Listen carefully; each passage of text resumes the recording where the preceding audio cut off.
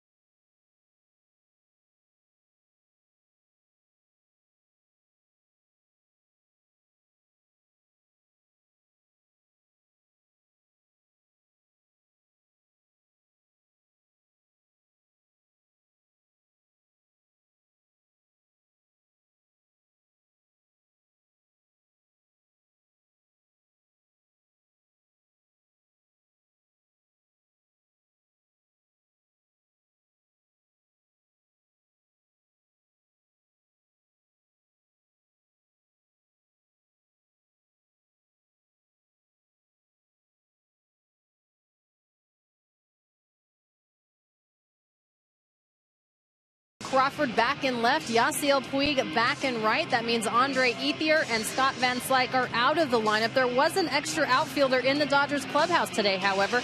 Chris Heisey is now here. He's no longer with AAA Oklahoma City. I talked to Don Mattingly about it earlier today. He said nothing is going to happen tonight as far as a roster move is concerned. They fully expect Yasiel Puig to be able to play all the way through. They don't think the hamstring issue is going to be a problem. The Chris Heisey addition is for something later on in the week. Could possibly have to do with something for the starter on Thursday. Right now it is TBD. Zach Greinke will throw on Friday, John.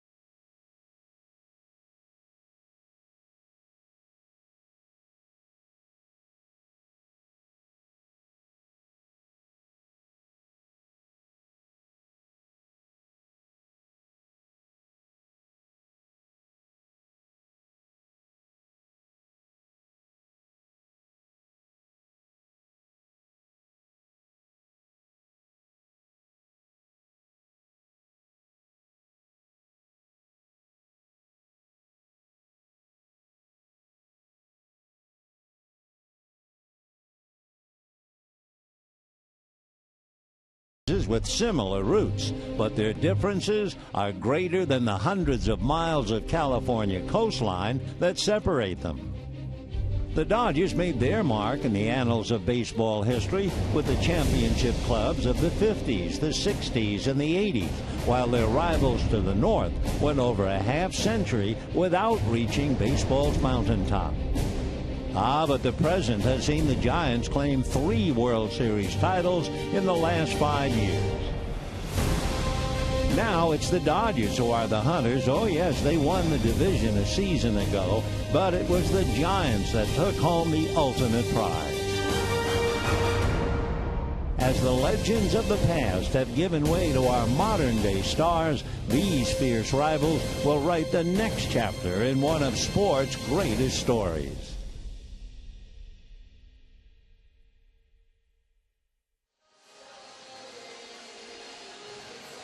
Yes, without a doubt, in some minds of sports fans, this is really the beginning of the season. Hi, everybody, and a very pleasant good evening to you, wherever you may be. cool and windy. Nothing really new here in San Francisco. This is the typical weather we experience up here in April. So the fans are well bundled. The players are as well. And in a few minutes, with the wind blowing hard from right to left, we will get to the starting lineup. Don Mattingly bringing up the lineup card for the Dodgers. And there are no dramatic changes in the cards at all. Big difference between the two teams, as you probably know. The Dodgers have won 7 straight, 9 out of 12. They're a game in front of San Diego. And the Giants have lost 9 out of 10. And at tonight's game, they are trailing the Dodgers by 6 games. So the Dodgers trying to so-called bury the Giants, and the Giants trying to come back and stay alive.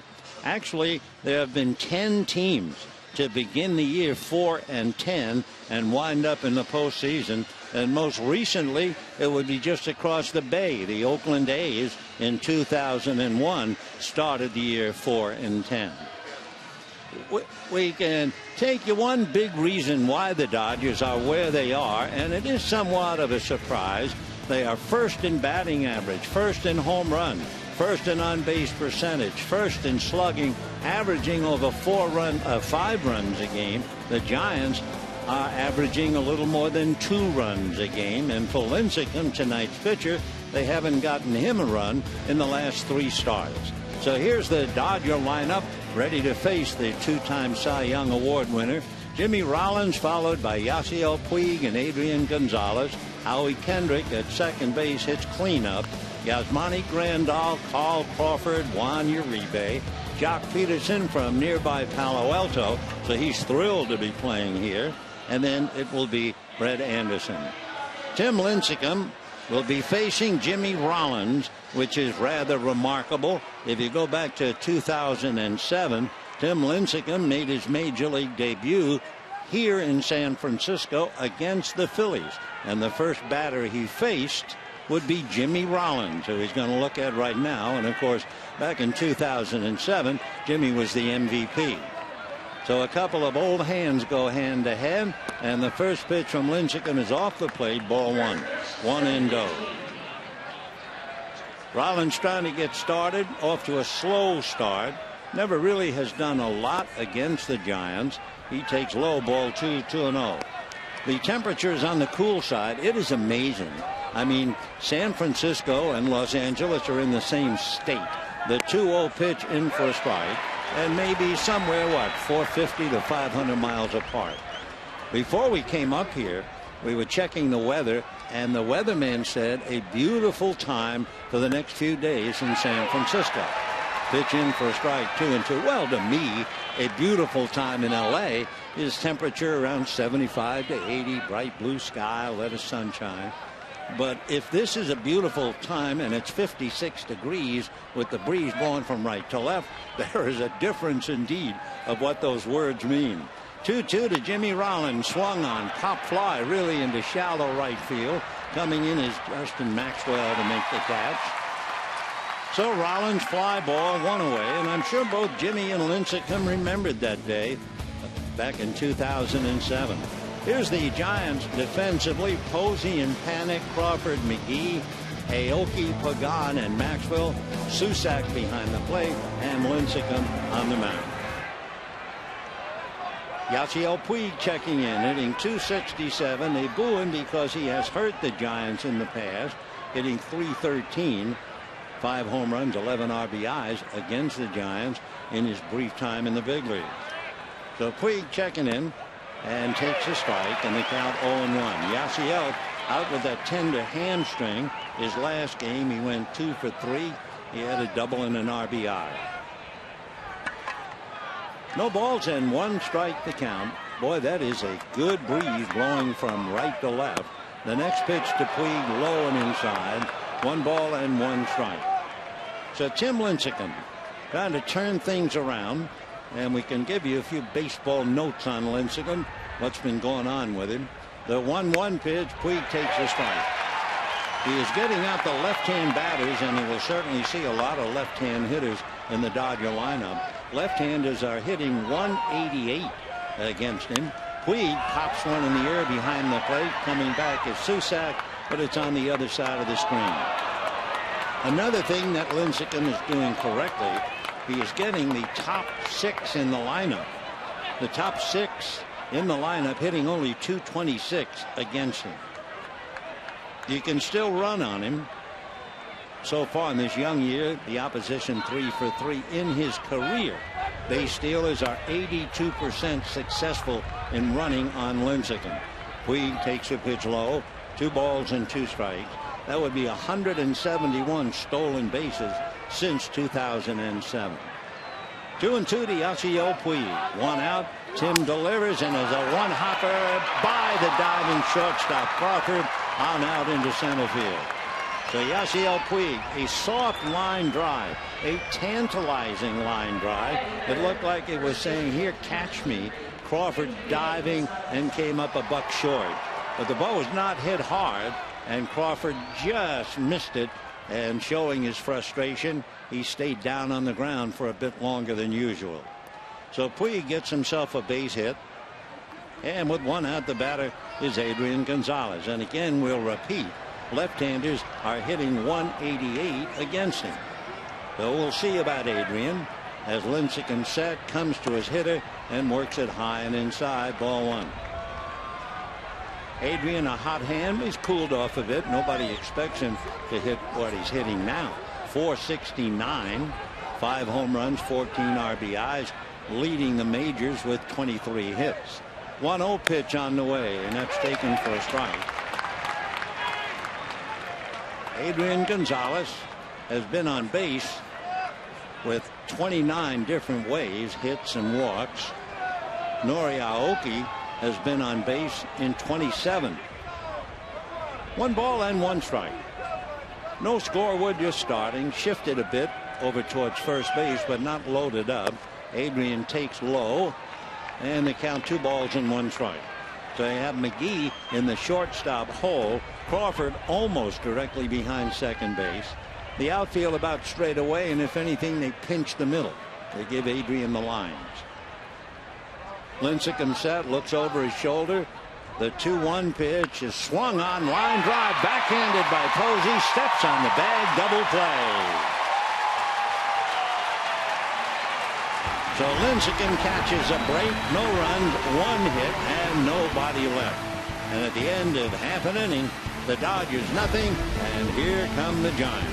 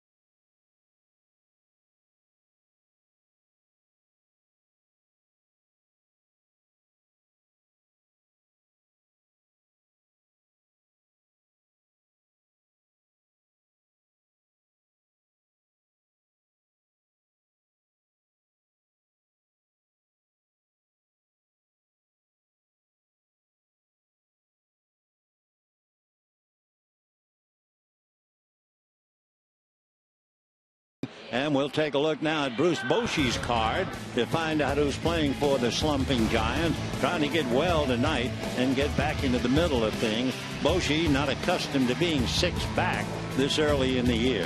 Nori Aoki leading off in left field. Joe Panik at second. Angel Pagan in center. Buster Posey at first. Casey McGee at third. Andrew Susac behind the plate. Justin Maxwell in right. Brandon Crawford, the shortstop. Tim Lincecum, the pitcher. And leading off against Brett Anderson, who comes in 1-0, picked up his victory against Seattle, and his first pitch in for a strike, and the count 0-1. Brett Anderson is a big man, 6'4", 230 pounds, makes his home in Full Shear, Texas. Back with a sinker too low, right at the knees, so let's change that and make it 0-2. Nori Aoki from Japan, 5'9", about 180. Interesting with the Royals last year. Here's the strike 2 pitch on the way. Aoki hits a ground ball inside third, down the line. No chance for Uribe. Picking it up in left field is Crawford, holding Aoki to a single. So Aoki trying to lead the Giants back. Opens up with the base hit to left. And now the batter will be Joe Panik, the very talented young second baseman. Interesting, they say when Aoki joined the Giants, he walked into the clubhouse and he said to Pagan, the outfielder, "Nice catch."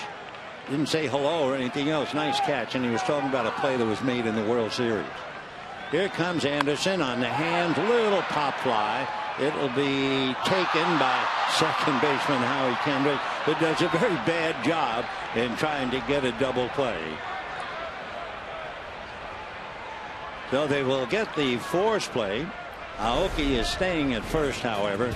And take a look at the Dodgers with the leather. Gonzalez and Kendrick, Rollins, Uribe, Crawford, Peterson, Puig, Grandal, the catcher. If you're scoring, Panik is out. Little pop fly to Kendrick.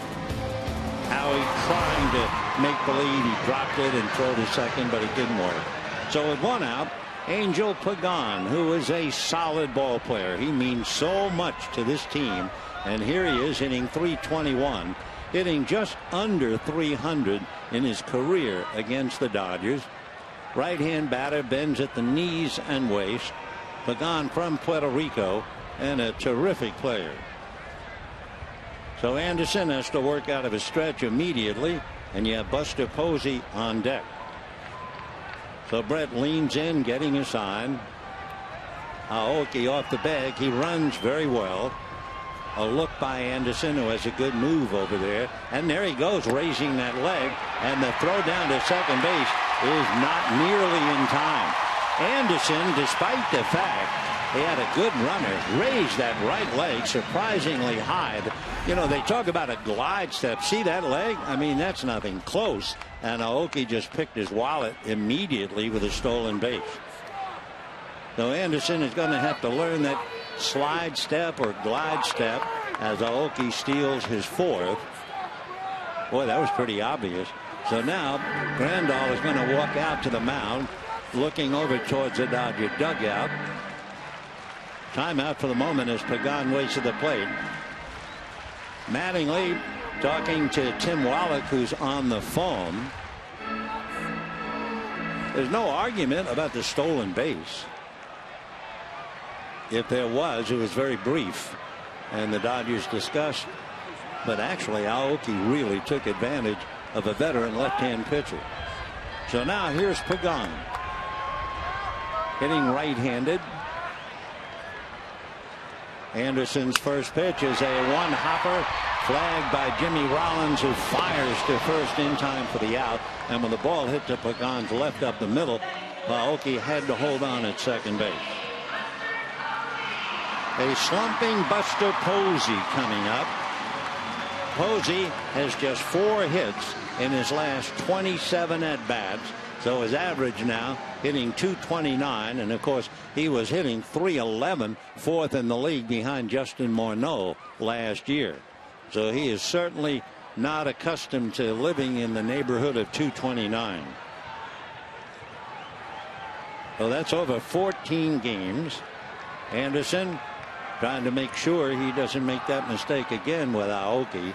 Looks back, comes to the hitter, fastball, foul back, and the count 0-1. So Buster Posey, who has done very, very well against left-handers.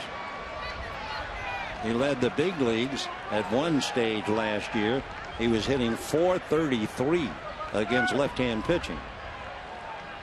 2 down, first inning, no score. Anderson will look back at Aoki. Now to the plate with a little breaking ball, and he drops that in nicely for a strike. That came up there at 81 miles an hour. So 0-2 to Buster Posey. Anderson looks into Grandal to get a sign. Now Brett straightens up. And the 0-2 pitch is fouled back to the screen. Anderson brings a lot to the dance. He has a 2-seamer, a good sinker, the 4-seamer. He has a slow curveball. He has a late breaking slider, and for good measure, he has a very good changeup.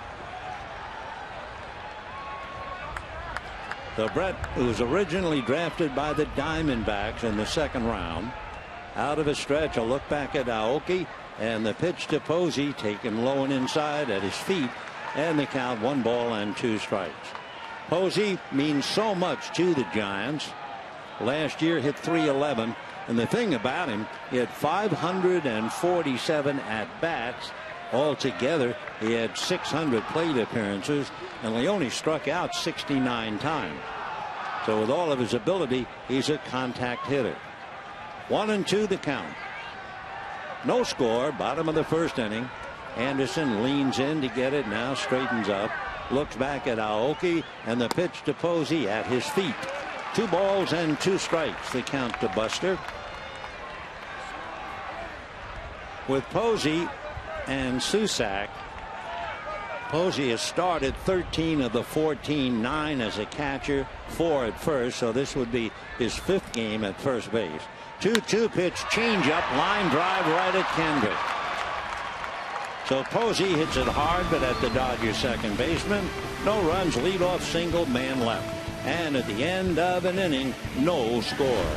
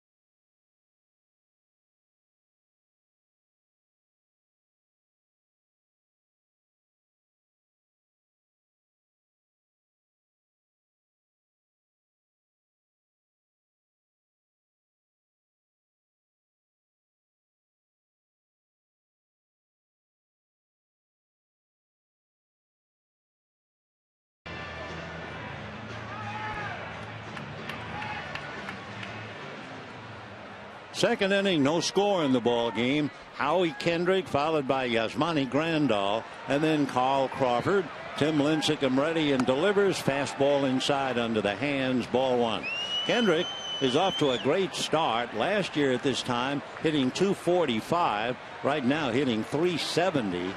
And Lincecum, who works quickly, comes back with a high fastball. 2 balls and no strikes. No score, second inning. Lincecum 0-1, 9-7 lifetime with the Dodgers. Tim Reddy in his 2-0 pitch, and Kendrick has a look at ball 3, 3-0.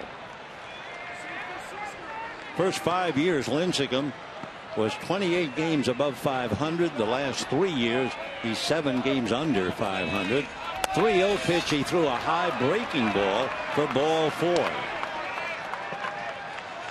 A few moments ago, the Giants did a lovely thing. They put up on the scoreboard in memory of Billy DeLury, the longtime Los Angeles Dodgers traveling secretary. So, oh, sure, there's a great rivalry between the Giants and the Dodgers. But for the personnel, for two teams that have been around together for so long, there's a lot more great sentiment. And I'm so thrilled and delighted they did that in his memory. Now the left-hand hitting chopper is Grandal to first. They get one. They have Kendrick in a rundown. Posey is chasing into second base, and Kendrick will be nailed there. So Grandal grounds into the double play following the walk to Kendrick, and just like that, we have two down here in the second inning. So Posey goes to the bag. That removes the force, and now Crawford chasing him. Posey flips it back, and it's Panic making the tag, and we have two down in the second inning. 3-6, 3-4 if you're keeping score. So two down, and Lincecum free to work on Carl Crawford. Crawford's fighting the flu, but strong enough to play tonight despite the cool weather, and he hits one foul off third, out of play. For Crawford, he last played on the 17th. Since August of last year, he's truly been remarkable, hitting .376.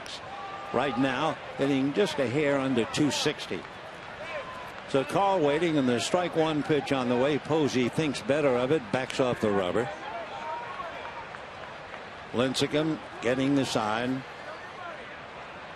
Now Tim set at the belt. Here he comes 0-1 and misses inside. 1 ball and 1 strike. Posey, along with the infield, guarding the foul line. 1-1 pitch coming up. Lincecum delivers a chopper up the middle. To his right goes Panic. Backhands, throws, and gets him. Nice play. So Carl Crawford grounds out. Despite the lead off to Kendrick, the walk, Dodgers go 1-2-3. And at the end of an inning and a half, still no score.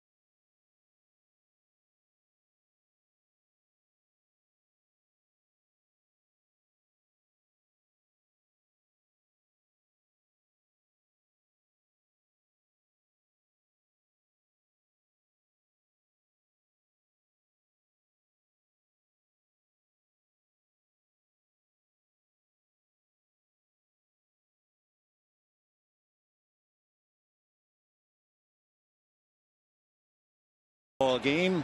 It'll be McGee to start it off. Right hand hitting third baseman. Anderson into the windup. Brett delivers. Fastball for a strike at the knees, and the count 0-1.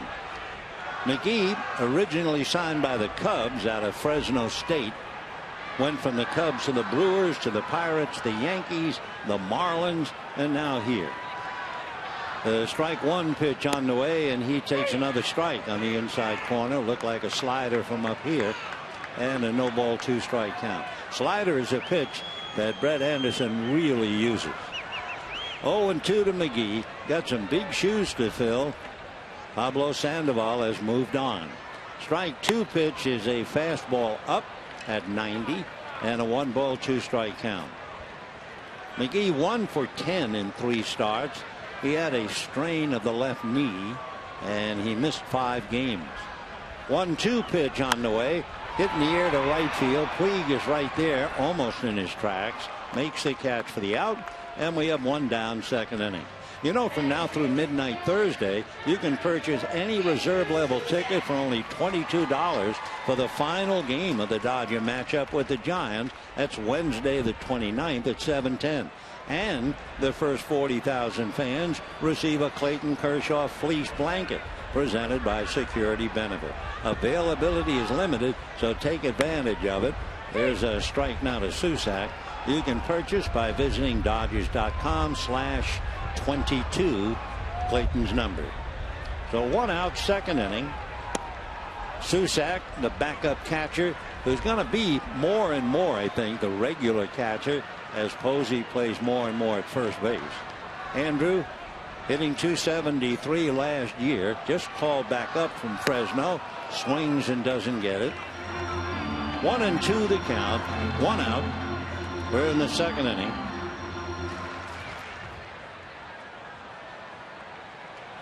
So Posey sits back, watches Susac, and the 1-2 pitch coming up. That's taken at the feet, kicks away out of the glove of Yasmani Grandal. And we have 2 balls and 2 strikes. Waiting on deck, Justin Maxwell, and of course he's playing right field. No knock on Justin, but they really miss Hunter Pence.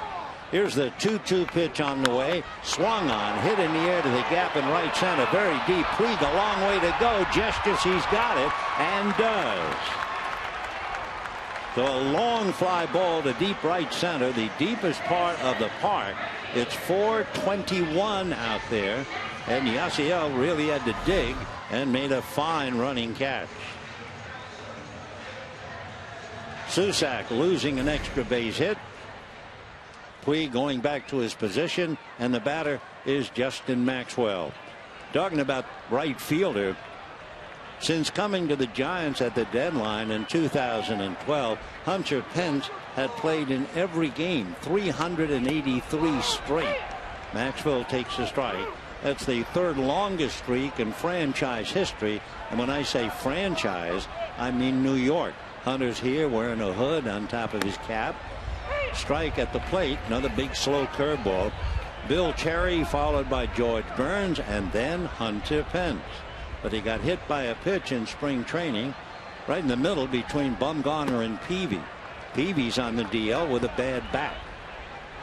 Giants have been hurting. Peavy is down. Kane has had a tender elbow. Here's the 1-2 pitch on the way, low inside. 2-2 the count. However, Bochy will think of something. I mean, you're looking at a wonderful manager. Bochy's Giants have won 10 straight postseason series. Only Joe Torre's Yankees won more, 11. 2 balls and 2 strikes the count. Here comes Anderson, and the pitch sinks, 3-2. So a full count to Maxwell. Anderson gave up a leadoff single to Aoki, who stole second easily, but he's retired 5 in a row since. Now the 3-2 pitch, curveball, hit in the air left center. On his horse, Peterson, and can't make the diving catch. Finally retrieved by Crawford. On his way to 3rd is Maxwell, and he will make it easily.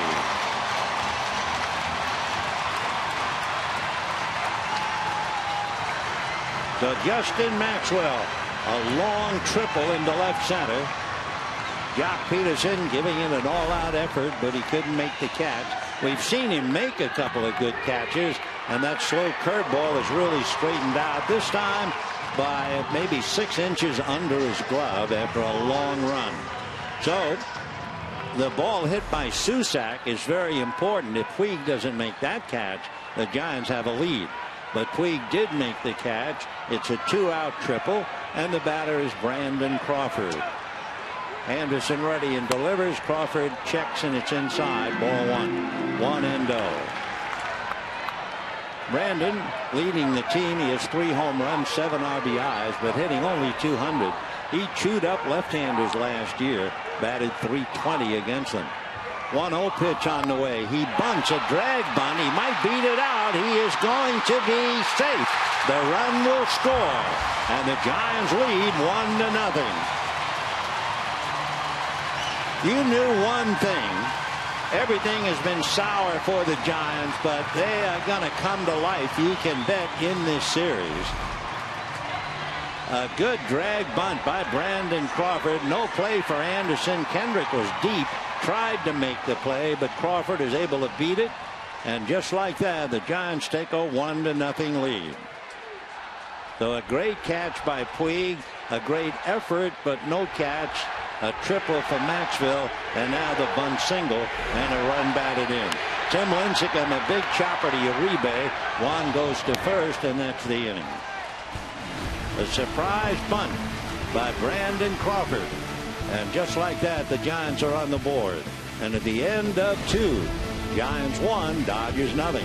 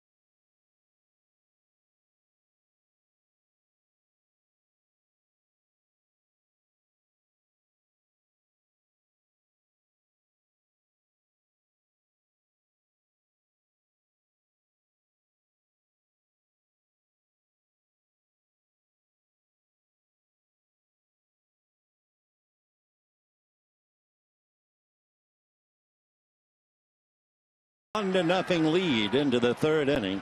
Uribe, Peterson, and Anderson coming up against Tim Lincecum. Lincecum, among other things, two-time Cy Young Award winner, and twice had no hitters against the San Diego Padres. And his first pitch to Uribe down and away, ball one. You know, there are only 2 pitchers who can actually say they have multiple no-hitters, multiple Cy Young Award winner, and multiple World Series titles. It would be Tim Lincecum and Sandy Koufax. Lincecum's 1-1 pitch on the way is a little high, ball 2. He really devours the Padres, does Lincecum, as Uribe holds in at 2-14. 1-0 Giants, top of the third. Lincecum's fastball hit late and foul out of play, and the count 2-2. Lifetime against San Diego. No wonder he has 2 no-hitters against them. Lincecum is 18-6 with an earned run average of 2. Now the 2-2 pitch on the way. Uribe holds up, and it's going to cost him. Strike 3 call. Lincecum got him on a changeup, and it's interesting to see. Way back in 2007, Lincecum was known for someone who had a heater, a really good fastball at 94. As will happen to any pitcher, he begins to lose velocity, and about 8 seasons later, his earned run average, or his now velocity, is about 87 miles an hour from the 94. But with 2 Cy Young awards, he knows how to pitch. And of course, velocity looks good, but it doesn't mean anything unless you have movement. His first pitch to Jock Peterson, missing, ball 1. And despite the fact he comes into the game 0-1, he has pitched well. Next pitch is swung on and missed. 1 ball and 1 strike, the young Jock.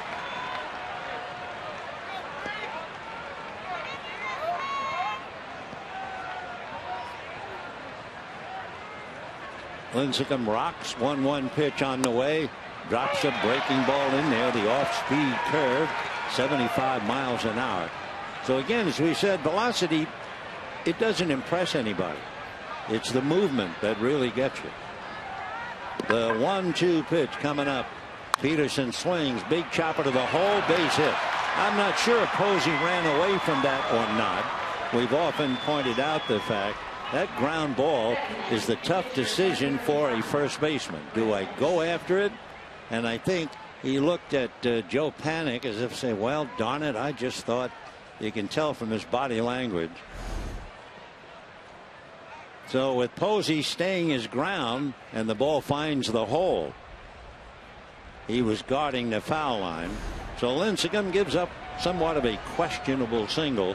Anderson shows bunt and takes off the plate. Ball 1. 1-0. 1 out in the 3rd inning. Giants out in front 1-0. Giants, the only team in the major leagues that played 14 straight games. Their first day off was yesterday, and they really needed it. The 1-0 pitch, a swing and a miss. Big slow curveball. 1 ball, 1 strike. Giants also, in their 14 games, they only played teams with an above 500 record. So they had a tough 2 weeks. 1-1 pitch on the way. Anderson looks, and that's low. Ball 2. 2-1 the count. Now Lorenzo Bundy wants to come down and talk. You don't see them play hit and run much with a pitcher. With 1 out, you have a 2 ball 1 strike count. You have someone who can run reasonably well in Jock Peterson, but he is not accustomed to Lincecum's move to first base.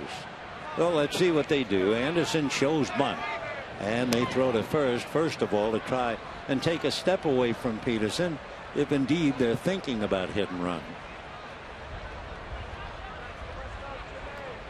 You don't look for the long ball when the Dodgers face Lincecum. Here's the 2-1 pitch, and it is low. Ball 3.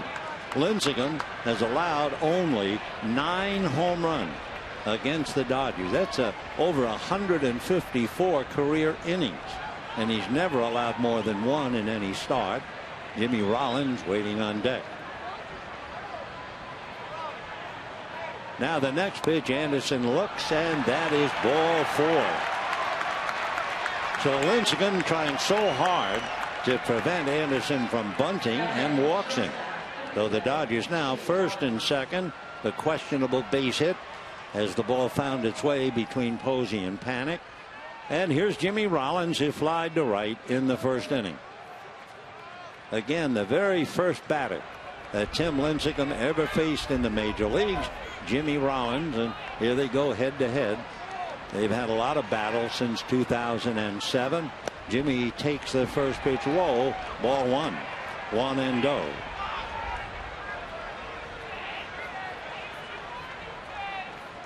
So now Andy Susac out there to talk to Lincecum.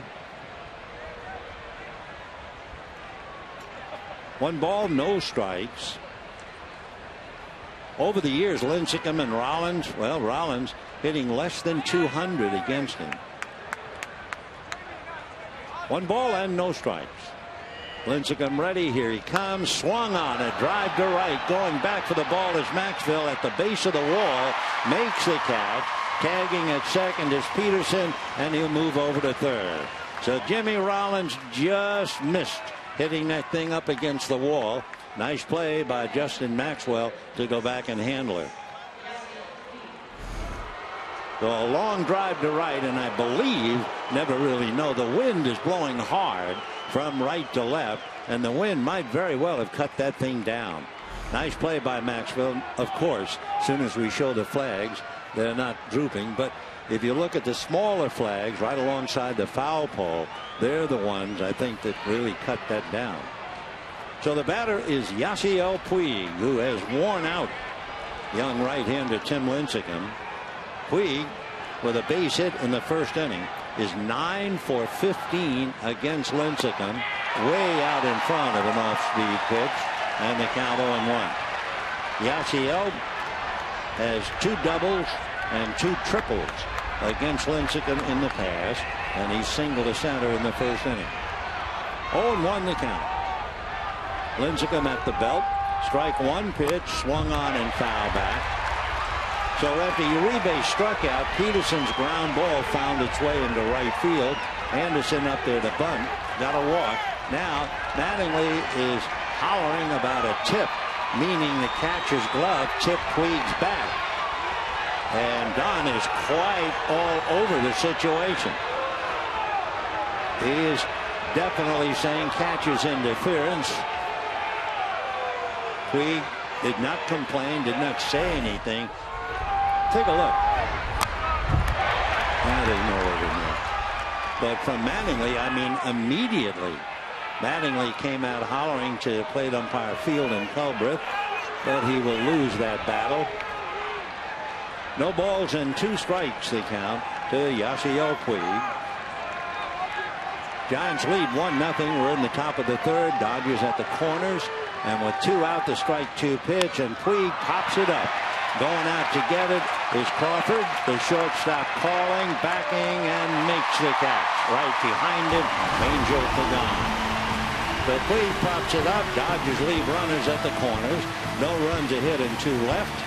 And at the end of 2.5 innings, 1-0 Giants.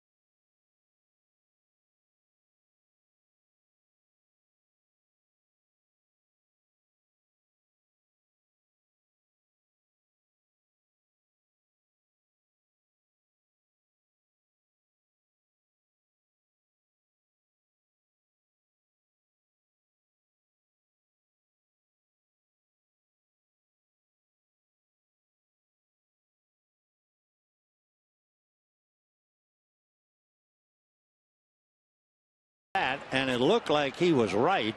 There's the glove hindering the swing by Puig. Yasiel never said a word, and that really is what cut the legs out from under the argument. But it certainly looked like Susac unintentionally hindered the swing of Puig. If Yasiel had complained, he might have won that argument, but instead Puig said nothing, and Mattingly lost it. Nori Aoki single, stole a base in the first inning. Anderson back with a fastball, a chopper to Adrian Gonzalez. He's on the bag, and just like that, 1 away. Joe Panik is coming up.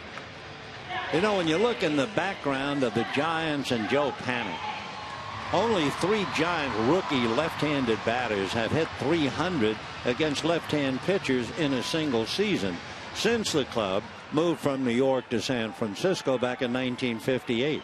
Willie McCovey, hit .340. Will Clark hit .309. And last year, Joe Panik, left-hand hitting second baseman, takes a strike. Joe from Yonkers, New York, lives in Hopewell Junction, New York. He had a magnificent month of August, too. He hit .379.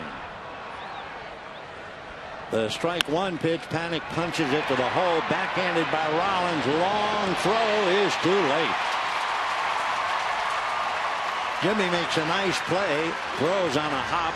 And Panik, being left-handed, runs very well anyway. And those extra steps beat the play. So Panik comes up with a single to the hole. That would be hit number 3 against Anderson. Backhanded and from the grass. Jimmy fires, and Panik is there to beat it. So now, Angel Pagan, who was certainly one of the more valuable players for the Giants over the years. Panik with a short lead. Anderson still looks now, comes to the plate, and the fastball, a strike. 0-1 the count. After watching Aoki steal second base because Anderson raised that right leg high in the air. We'll see about Panik. Panik last year did not run a lot at all. In fact, as a rookie, he wasn't involved in a stolen base, and he was in 70 some odd games. So Panik at first, smiling and talking a little bit to Adrian Gonzalez. Strike one pitch coming up. Anderson goes over there. Brett Anderson has been pitching as a pro since 2007 and was actually pitching in the big leagues in 2009. So he's a veteran, a very experienced pitcher. Brett set, strike one pitch, and that's low. 1 ball and 1 strike. Little slider. Anderson's dad, at one time the Oklahoma State baseball coach. Right now he's at the University of Houston. 1 ball and 1 strike. Anderson delivers and drops the breaking ball low. Ball 2. 2-1 the count to Angel Pagan. Pagan's had a lot of problems, but when he is healthy, he's dynamite. Right now hitting .444, a few at bats against left-hand pitching. 2-1 pitch on the way, swung on, ground ball up the middle, off the glove of a dying Kendrick, and everybody is safe. The only thing Howie did, by knocking the ball down, he took a base away from Panik, who had to stop at second. If that ball goes through, the Giants have runners at first and third. So a good defensive play by Howie Kendrick to just knock it down. So a couple of singles back to back. And the batter now will be Buster Posey, who lined out in the first inning. He has 4 hits in his last 28 at bats. So Anderson in some trouble now. Brett delivers, fastball away, ball 1, 1-0. You might forget Buster Posey 2 years ago won the batting title. He was the first catcher to win a batting title in 70 years. Big Ernie Lombardi, who caught for the Braves and the Cincinnati Reds. He won the batting title for the Braves back in 1942. 1 ball and no strikes the count. 2 on, 1 out, third inning. Giants lead 1-0. Anderson delivers in the dirt, smothered by Grandal. The so-called marquee game is tomorrow night. Tomorrow night, you will have 2 of the more talented left-handers to have come along in a long, long while. Clayton Kershaw for the Dodgers and Madison Bumgarner for the Giants. Meanwhile, the 2-0 pitch to Posey. Line drive, foul. Down the left field line. Gets into the bullpen. Kicks up into the stands. So Posey back up there and waiting. When Posey won the batting championship, he hit .336. And he's a lifetime .307 hitter. The Buster waiting. Out of a stretch goes Anderson.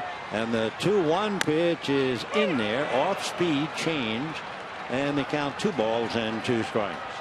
On deck, Casey McGee. Talking about being a good hitter, Buster Posey is in the top 10 among active players up there in the high rent district. The 2-2 pitch coming up. Anderson ready. Here he comes. Swung on. Ground ball, base hit into left field. Panic is around third. Crawford's throw will be not in time. And the Giants lead 2-0 as Posey drives it in. 3 straight hits against Brett Anderson.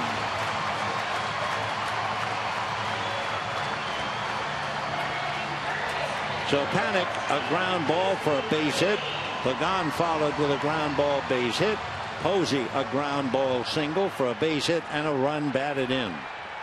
So the top of the lineup has 4 hits and accounting for the 2 runs. Take another look. It was a breaking ball, curveball, and Panic got a good jump watching it go into left field, and he was going to score. Crawford's throw went through, but not in time. So the batter, Casey McGee, and he takes in the dirt. Ball 1. You knew that the Giants, first of all, needed a rest after 14 straight, and they got it yesterday. You also know that the spirit of the Giant team against the Dodgers would rub off on the fans, so they've got some enthusiasm here in the ballpark. Ground ball to third. Uribe runs to the bag for 1, throws to Gonzalez for 2, and that's the inning. So McGee hits into the double play, but not before 3 consecutive singles, and the Giants pick up another run. And at the end of 3, Giants 2, Dodgers nothing.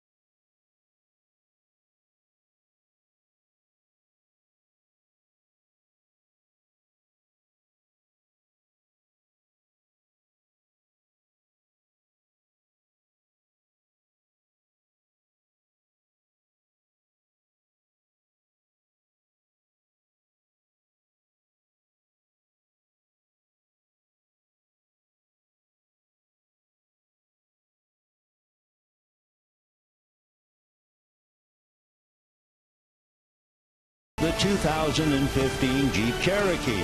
With an EPA estimated 31 highway MPG, it's the perfect choice.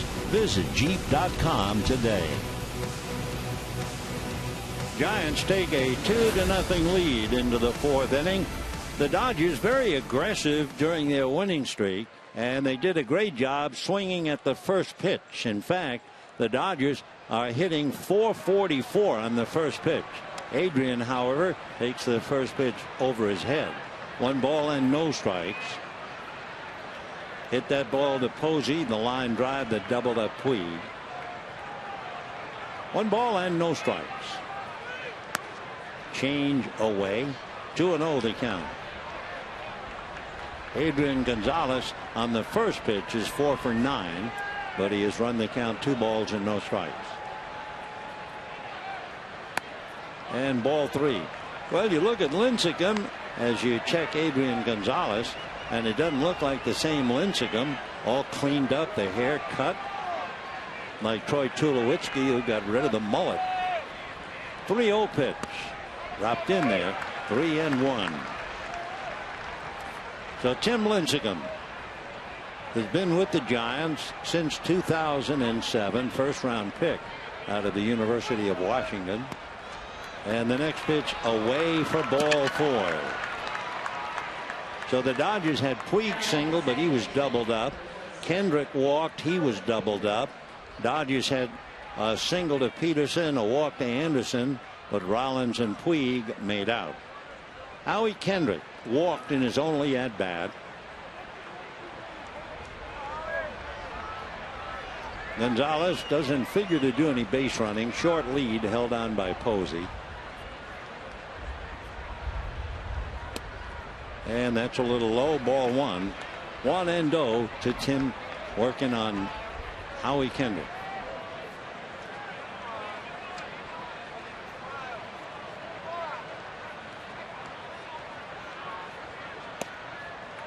And he's behind 2-0.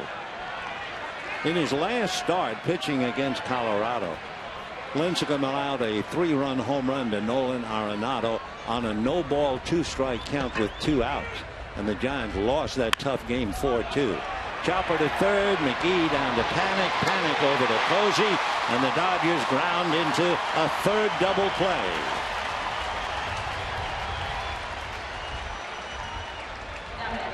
So around the horn, as they called it, 5-4-3. Suddenly 2 out in the 4th inning. Yasmani Grandal coming up. Grandal hit into a double play in the 2nd inning. He's been on base in 20 straight games. 2-0 Giants, 4th inning. Big slow rainbow drops in for a strike. 72 miles an hour. 2 runs, 6 hits for the Giants. No runs, 2 hits for the Dodgers. Check swing. Just did hold up, 1-1. Giants have a streak going. They've had 334 sold out games, whether or not. 1-1 pitch. Ground foul behind Lopes. 1-2.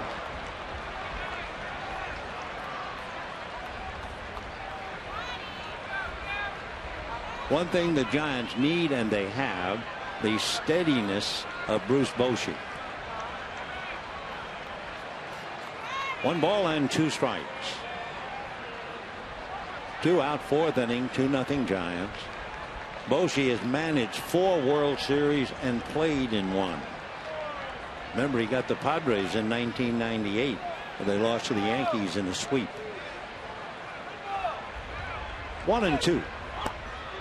2-2. Panic. Good 5 to 8 feet out on the grass at least, playing the deep second base. It's a big ballpark. The outfield straight away. 382 in the alley in left center. 421 in right center. Check swing, and it's going to be strike 3. So Grandal strikes out, and as we mentioned earlier, never mind the velocity. I mean, that looks good on paper. It's the movement, and the ball is moving for Tim Lincecum, and the Giants lead 2-0.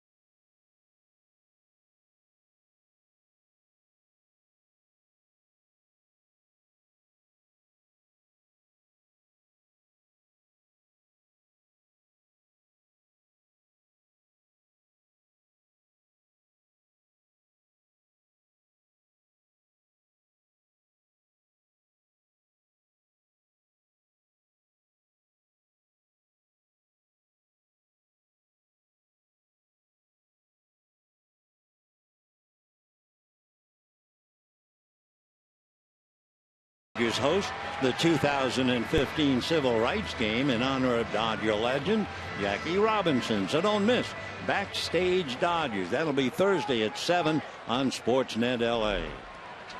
Remember, the Dodgers play 3 here and go down, spend the weekend in San Diego, and come right back home to play the Giants. Here's Andrew Susac to start it off. Talking about San Diego, they're locked in 5-5 with the Rockies in the 8th inning. Susac hit that ball to deep right center. The wind cut that down a little bit, and it was a great running catch by Yasiel Puig. Rollins hit a ball in the 3rd inning, and the wind got that one, and it was caught by Maxwell right at the wall. Well, that's a pretty good breeze, and it's been blowing that way even before the start of the game. 2-1 to count. Slicing foul down the line.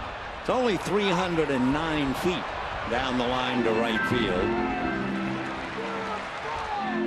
339 down the line in left field. And a wide open ballpark at 421 in right center. 2 balls, 2 strikes. Good breaking ball, nubbed up along third. They're going to let it play out. I thought surely Anderson would have let the ball decide. Just picking it up, he had no chance of getting Susac. So Susac, who was robbed of a long drive to right center, gets the so-called squib single, and the batter will be Justin Maxwell. Maxwell tripled to the gap in left center. A diving try by Jack Peterson. Jack for naught as he missed it, but by inches. So the right fielder trying to keep right field warm until Hunter Pence comes back. 0-1 to count. Giants have 2 runs, 7 hits. Pence alongside of Peavy still. 0-1. Fastball missed. The 2-seamer that sinks. Maxwell taking a look at Roberto Kelly, the 3rd base coach for the Giants. Roberto played briefly for the Dodgers in 1995. Little ground ball, fair ball, up with it, Uribe to second. That's it. They get a force play.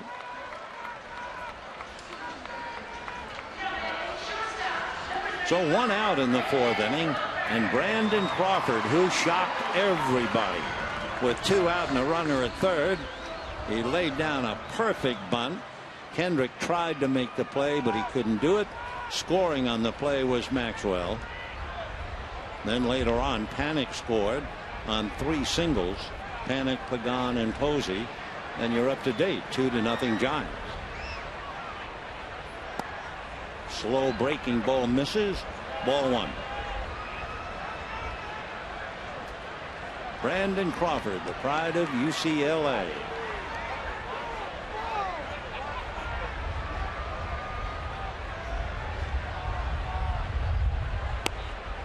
Big slow curveball way out in front of it. 1-1. The Padres have broken the 5-5 tie. San Diego now leading the Rockies 7-5. The Dodgers losing here 2-0. San Diego trying to go 10-5. The Dodgers right now are 9-3. Check swing. Swing, says 3rd base umpire Jim Reynolds. 1-2 the count to Brandon Crawford. Take another look. Tried to hold, couldn't do it. Remember, San Diego 1 game back of the Dodgers. 1 ball and 2 strikes. There goes the runner Maxwell on a foul ball. So they'll have to bring him back. 1-2 the count.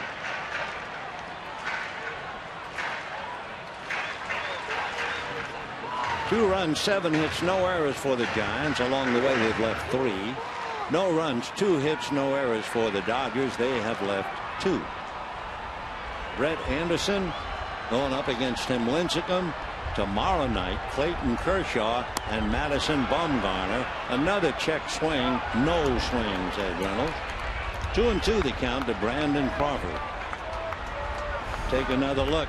Why this one he was able to keep it back. 2-2.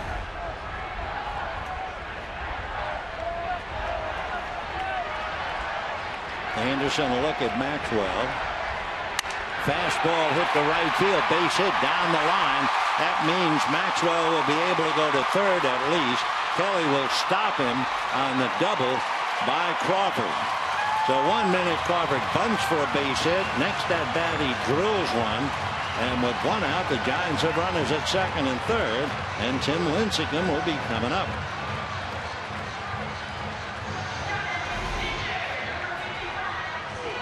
So Brandon Crawford, who really does a great job of hanging in there against left-hand pitching, doubles down the line. Second and third, one out, and Lincecum coming up. Well, they had Crawford surprise with a bunt single. You wonder, would they have Lincecum try and squeeze in a run? Lincecum with the bat is 0 for 3 and 0 for 4 now, counting tonight. So we'll watch. Maxwell, who runs well, and Uribe's holding the bag on him. And ball one.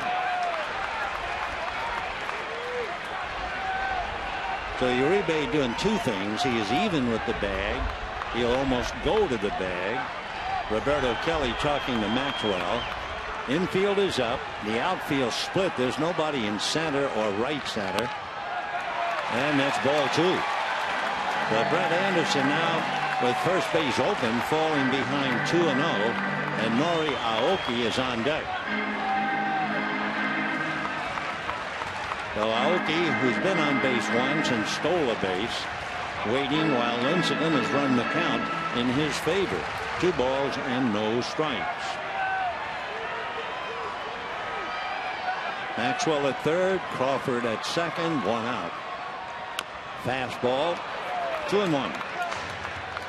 It's about as hard as Brett throws. He hits 90 on the gun.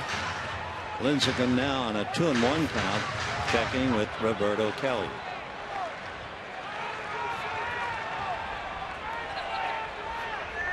Two balls, 1 strike. Fastball sliced foul down the line, back into the stands. So the count goes 2-2. It would be very doubtful that Lincecum would try to squeeze with 2 strikes. But the thought hangs over the infield, guaranteed. Uribe right at the bag, maybe 3 feet away. 2 balls, 2 strikes. Ball 3 on a curveball off the plate. So it is certainly a moment of truth for Brett Anderson, not to mention what it's doing to Don Mattingly. 3-2. 1 out, first base open. Slow curveball got him looking. Oh, what a pitch that was. So the big rainbow curveball, and there was a pot of gold at the end of that one. Take a look. So down goes Lincecum, caught looking. For Anderson, that would be his first strikeout. So second and third, 2 down, and Nori Aoki, who single and stole second, coming up. Aoki also grounded out in the 3rd inning. First name Norichika, but they cut it down to Nori. Almost hit him. Ball 1. On deck, Joe Panic. Aoki leading the club with A. His father is in the insurance business. His mom is a piano teacher. Interesting background. And he takes a strike. Aoki actually was a pitcher throughout junior high and high school. He didn't move to the outfield until he entered Waseda University. He majored in human science. 1 ball and 1 strike. Fastball, little chopper, going to be a tough play. Somebody has to cover, and nobody can cover. 1 run scores, 2 runs score, and it is 4-0 Giants. They play at first base, no indication of an out. Aoki did not turn. So on that slow roller, Gonzalez could only field and hope. And Anderson unable to catch the ball, go under the bag. Scoring with 2 out easily is Maxwell from third, and Crawford comes all the way around because of the error.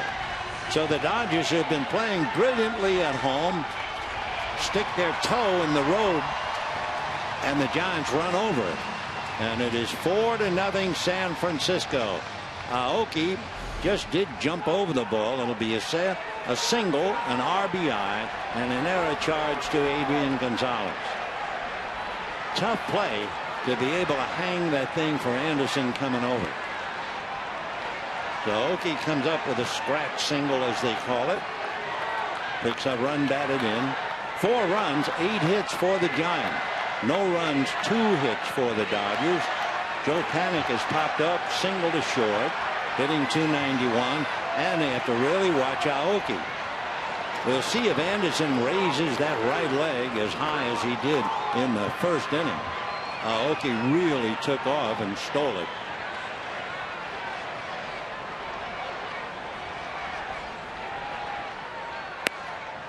He does raise it, but at least he's in a hurry. No balls and 1 strike. When you talk about the glide step, normally instead of breaking the leg at the knee, the leg's almost stiff. His front foot barely coming off the ground. But there he goes, and there goes Aoki. The throw to first, down to second, hold everything. I think they're going to call a balk. Yep, they are. So Aoki has gotten into Anderson's head. There's no 2 ways about it. And in trying, after having been burned in the first inning, Aoki now is granted on the balk. There's the leg he's supposed to be going. You see him step towards home. Pretty obvious that's where he had to throw the ball. In the dirt. The Brett Anderson being bothered by Aoki. It's been quite an inning.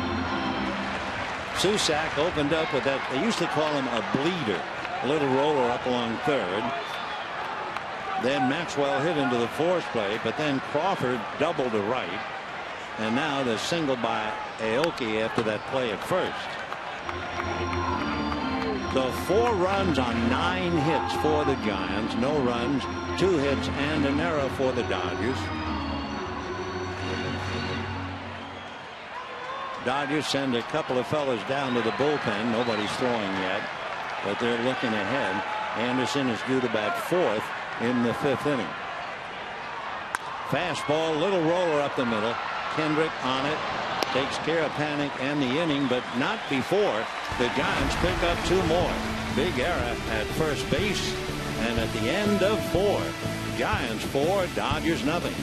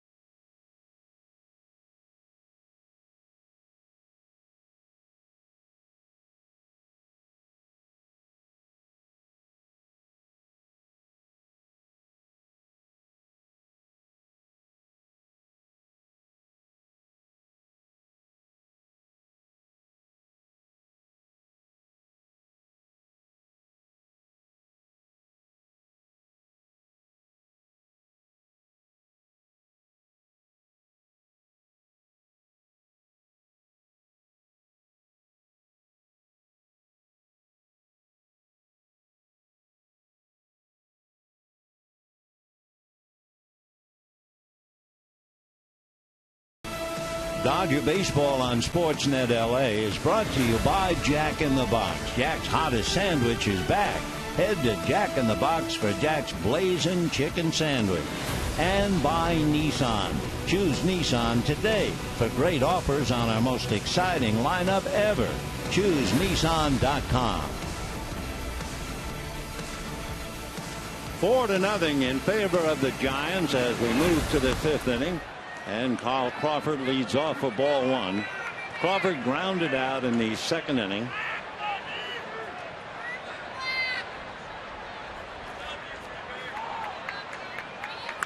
Sliced foul off to the left, well out of play, deep in the lower deck. 1 ball and 1 strike to Carl. Been under the weather, fighting the flu, dehydrated, all of the problems that go with it. But he's back in there tonight. Juan Nicasio now strolling down to the bullpen. 2-1. Again, Anderson is due to bat 4th in the inning. Giants have 4 runs, 9 hits. Dodgers no runs, 2 hits in the error by Gonzalez. Tough play trying to feed his pitcher. Foul ball. That added 2 more runs. So the Dodgers, who have been averaging 5 runs a game during their 7-game winning streak, are asked to do it again or else. 2-2. And a high fly ball to left field. Aoki is there. 1 out in the 5th. Juan Uribe coming up. They're now in the 9th inning with the Padres leading the Rockies 7-5. San Diego certainly figures to make a lot of noise. They've won 2 straight. They've won 8 of the last 10. Dodgers are heading for San Diego, and the Padres are 5-2 at home. 0-1. When you look at San Diego, James Shields, Tyson Ross, Andrew Cashner, Ian Kennedy, Matt Kemp, Justin Upton. Pretty good ball club. 1 ball, 1 strike. And a drive to the gap in left center. There's nobody there. That'll go to the 382 mark. And Uribe, with 1 out, jogs into second base with a double. For the Dodgers, only the 2nd time they've had a man to second base. Peterson got there on a base hit and a walk.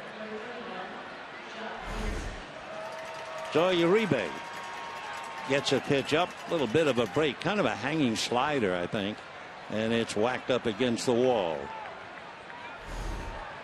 So Uribe at second.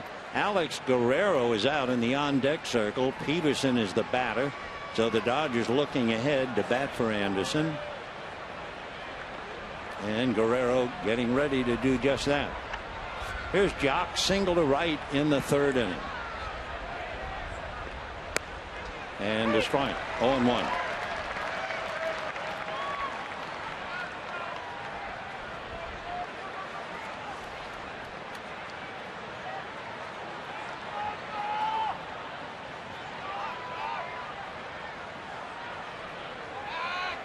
No play.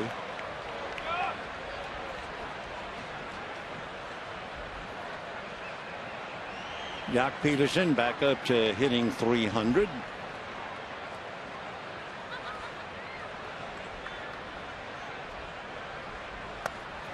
Check swing. 0-2 the count. So Peterson in a hole.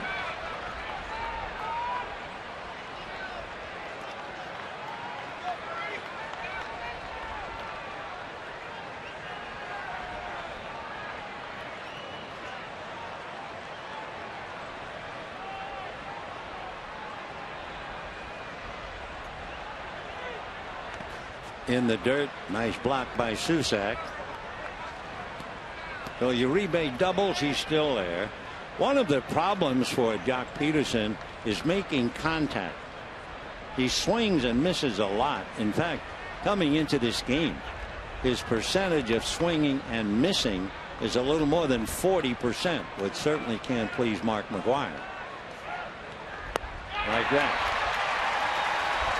So Peterson strikes out. Uribe will hold at second, and Alex Guerrero will be coming up to bat for Anderson. So for the Dodgers, at least thus far, a taste of reality.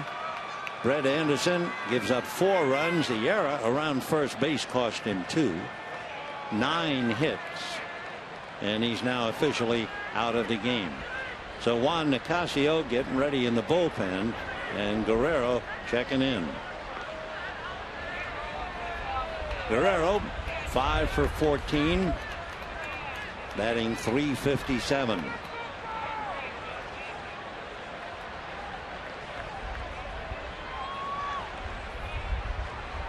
Four runs, 9 hits given up by Brett Anderson. Struck out 1 and did not walk anybody. And that's off the plate. Ball 1 to Guerrero. So Alex Guerrero has had a couple of timely base hits up there right now.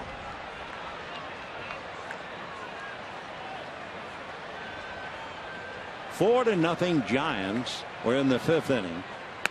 Off speed strike at 78.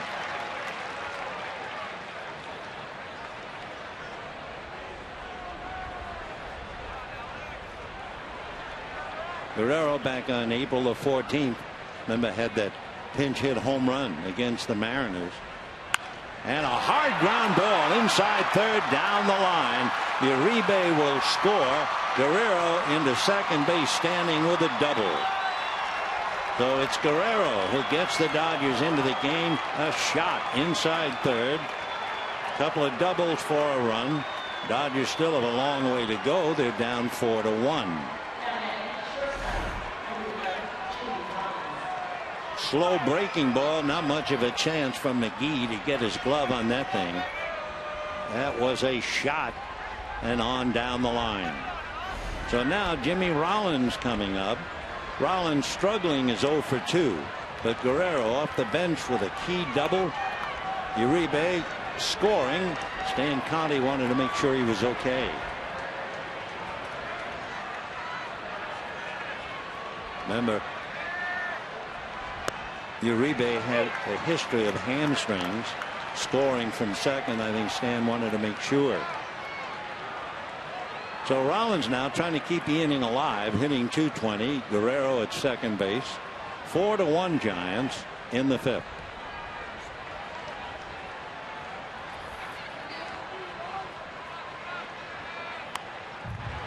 Foul back.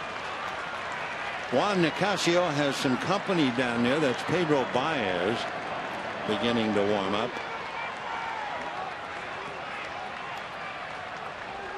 4 runs, 9 hits for the Giants. 1 run, 4 hits for the Dodgers.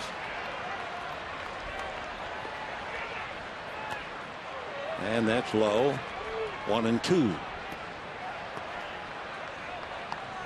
So Lincecum has allowed a man to get on in every inning, and finally the Dodgers break through with a couple of doubles. 1-2. 2-2. Boy, that breeze is really stiffening the flags out there on the right field wall from right to right center. Any ball hit in the air to right or right center field is going to be cut in half. 2-2. And ball 3.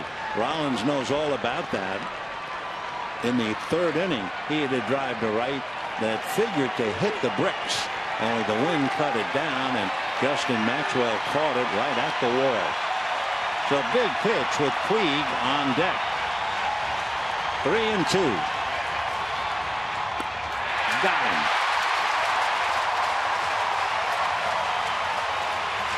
So Jimmy Rollins out in front of that off-speed pitch. 1 run, 2 hits, 1 left. And at the end of 4.5 innings, it's the Giants 4 and the Dodgers 1.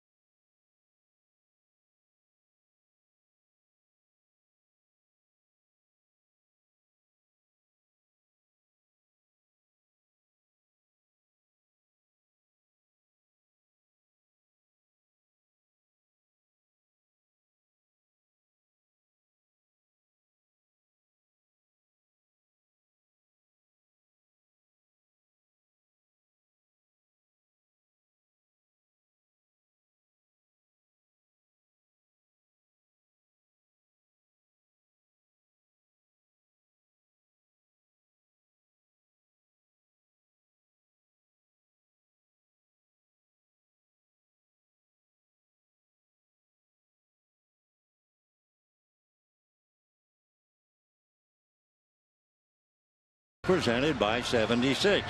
You can pick up pin number 2 featuring Don Drysdale. That'll be Monday at 7:10. The Dodgers and the Giants. Visit Dodgers.com/promotion. As usual, the Giants trying to give the Dodgers a bad time, and vice versa. Juan Nicasio takes over.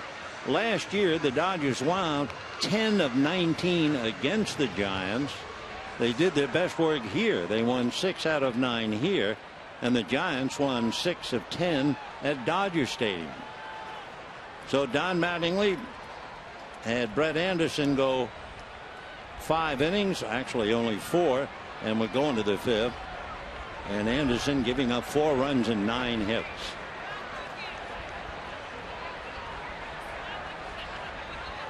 Pagan to start it off.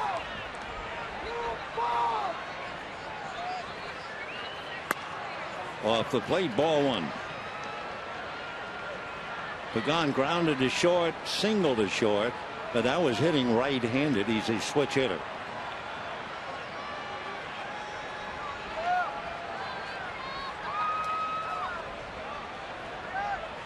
One ball and no strikes, and that's in there.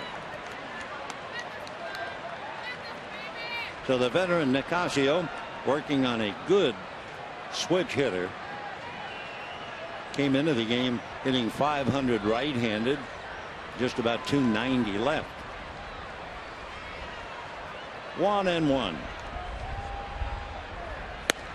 Strike. 1-2. Pagan has certainly played a lot. He was signed in 2000 by the Mets, 4th round pick. Rio Piedras in Puerto Rico. Good player.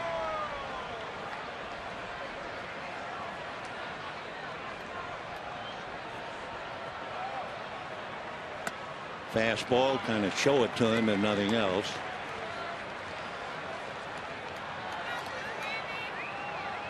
Hitting behind Pagan, Buster Posey.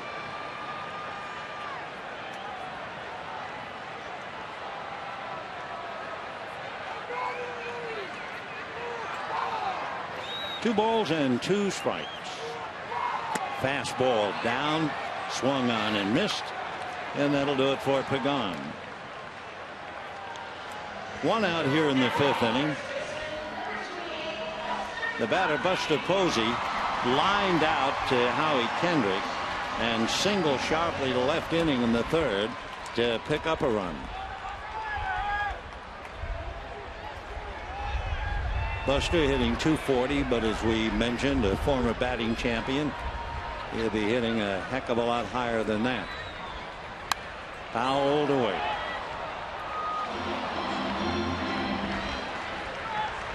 Last year, the Giants started, they won 9 of the first 14, and by June they were flying.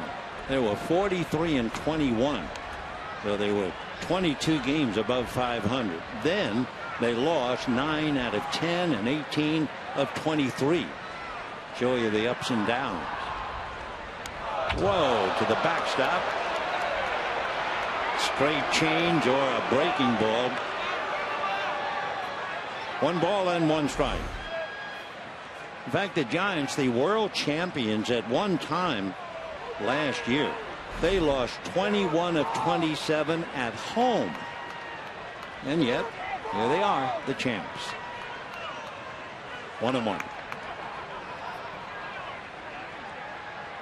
Fastball hit late, foul down the line. 1-2 the count to Buster Posey. Again, in examining last year with the Giants, even though they started 22-9 at home, on the night of July 29th, they were under 500. You talk about the ups and downs of a big league club. The Giants could write a book last year. 1 ball and 2 strikes. Fastball. Posey late. Fastball at 94.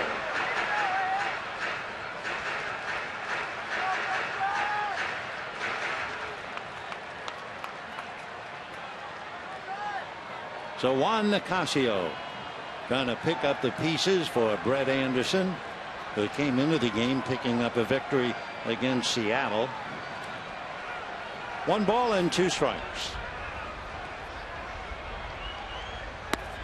Slider, 2-2.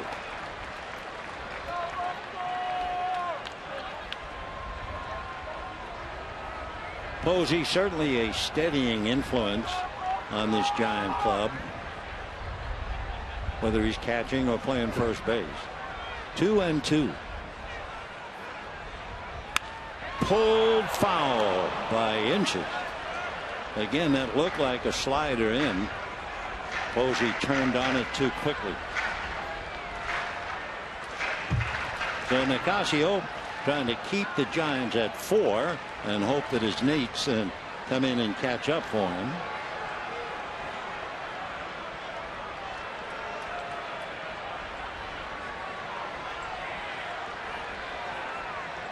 Two and 2. And a slider hit at the shortstop Rollins. So he kept throwing that thing, and Posey was hitting it, and the Dodgers had a little good fortune there on the line drive out. So 2 out, 5th inning, and here comes Casey McGee.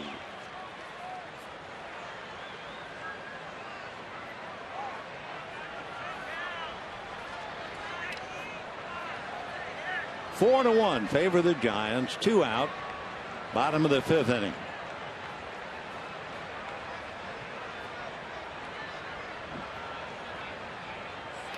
And bounce that thing, ball 1. 1-0. Nicasio trying to restore order. The Giants had at least 1 man on base in every inning, and the Dodgers have had at least 1 man on base in every inning. And it's the Giants leading by 3. McGee had strange numbers last year. Foul ball. Casey is big enough. He's 6'1", 220 out of Santa Cruz, lives in Tennessee. But last year he had 4 home runs and 76 runs batted in. Why? Because he hit .319 with runners in scoring position. For that matter, he's a career .290 hitter under those circumstances. So 1 ball and 1 strike. Little slider hit slowly, backhanded by Rollins, and throws him out. So Nicasio does the job, so did his slider, and at the end of 5 it remains 4-1 Giants.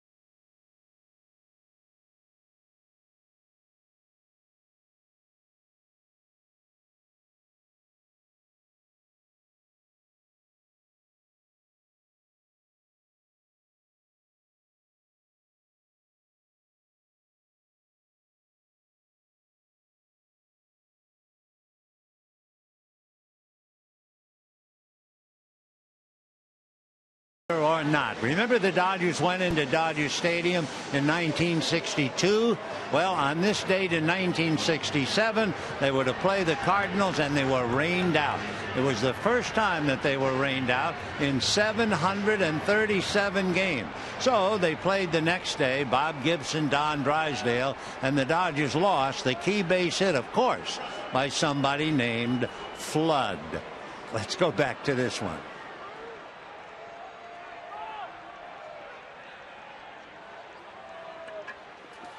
Yeah, great pitching duel. Bob Gibson beat Drysdale 3-1.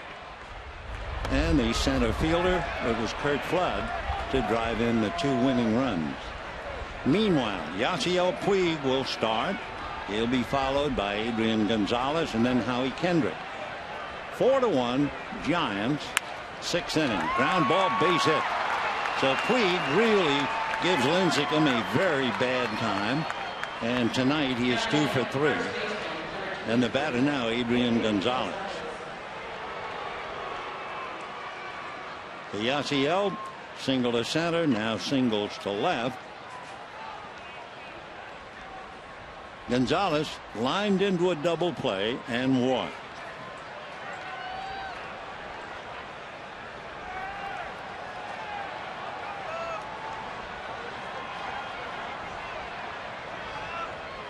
They don't load up with a runner on base, but the Giants move Brandon Crawford up the middle.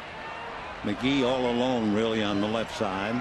George Contos now goes running down to the Giant bullpen. Jeremy Affeldt goes down with him. Affeldt, the left-hander. 4 runs, 9 hits for the Giants, 1 run, 5 hits for the Dodgers. Foul ball down the line, out of play, 1-1. Tomorrow night, Clayton Kershaw and Madison Bumgarner. 7:15 game time. Hope you'll be with us for sure. And while the Dodgers are on the road here in San Diego, we look forward to seeing you at Dodger Stadium with the Giants. 2-1 they count. Lincecum changing speeds constantly. That 94-mile-an-hour fastball that he had back in 2007 is a pitch of memory. And 3-1. Waiting on deck, Howie Kendrick.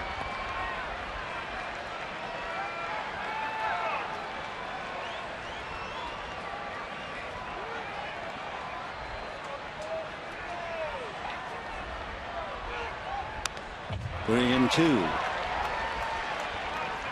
Now they have moved Crawford.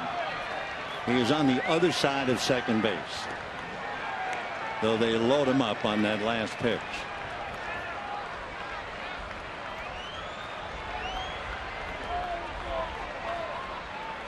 In a sense, when you load up the right side of the infield against Gonzalez, you have to pitch to his strength.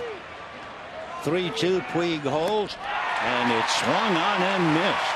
Big strikeout. So Lincecum, one way or another, feeling his way along. He has struck out Uribe. He struck out Grandal. He got Peterson. He got Rollins. And now he has put away Gonzalez. So 1 out. Here's Kendrick. Ground ball up the middle, slowly smothered by Crawford. They get the force to throw to first. Double play. This might be a team that was 4-10. It might be a team that has lost 9 out of 10, but not tonight. Not after resting yesterday. The Giants dazzling one way or another. The Dodgers right now are standing around in the dugout. Let's see if there's something to be argued about on the field.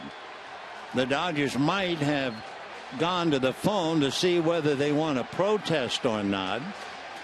And Mattingly now nodding yes, so hold everything. So the plate umpire, Field and Culbreth, coming over. Mattingly is saying yes, yes. Here's the play. A bounce throw. Ball's in the air. Well, you can't see, can you? And how can you possibly tell? This is perhaps the angle. Watch the foot. Watch the ball. It looks like, well, I tell you, the first base umpire, they get some incredibly tough calls. So where Mattingly stood close enough to be an argument.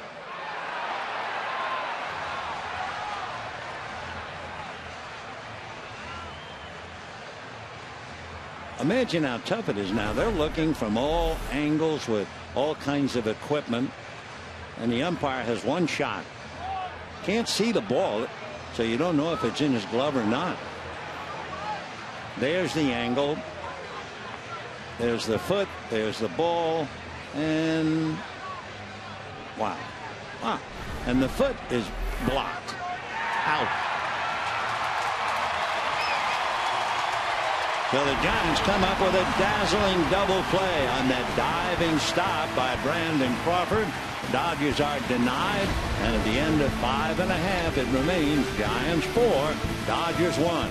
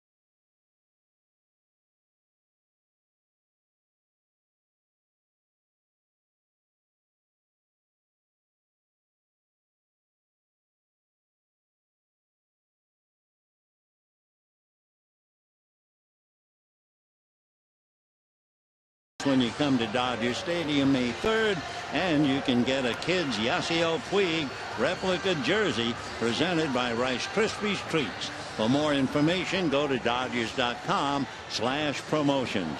One way or another, the Giants have turned 4 double plays in the first, second, fourth, and sixth inning. Kendrick has hit into 2 of them, and the Dodgers each time getting at least a man aboard, and each time they are denied. So for Don Mattingly, down 4-1, bottom of the 6th inning. Andrew Susac, the catcher, will start it off. Adam Liberatore begins to throw in the Dodger bullpen. Nicasio picking up for Anderson.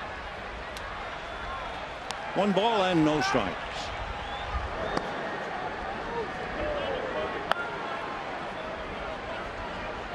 Liberatore tuning up. Line drive, base hit to left field. So Susac, who dribbled one up along third for a base hit, went out deep to right center. A great running catch by Puig. Now single sharply to left. So he's 2 for 3. Justin Maxwell tripled and scored a run, and last time up hit into a force play. 4 runs, 10 hits for the Giants. 1 run, 5 hits for the Dodgers.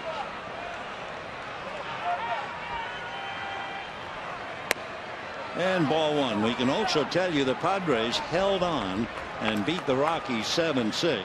Rockies scored a run in the 9th inning against Kimbrel, but he hung in and got his 5th save. Will Myers had a big night, went 3 for 4 for the Padres with a couple of RBIs. So did Derek Norris.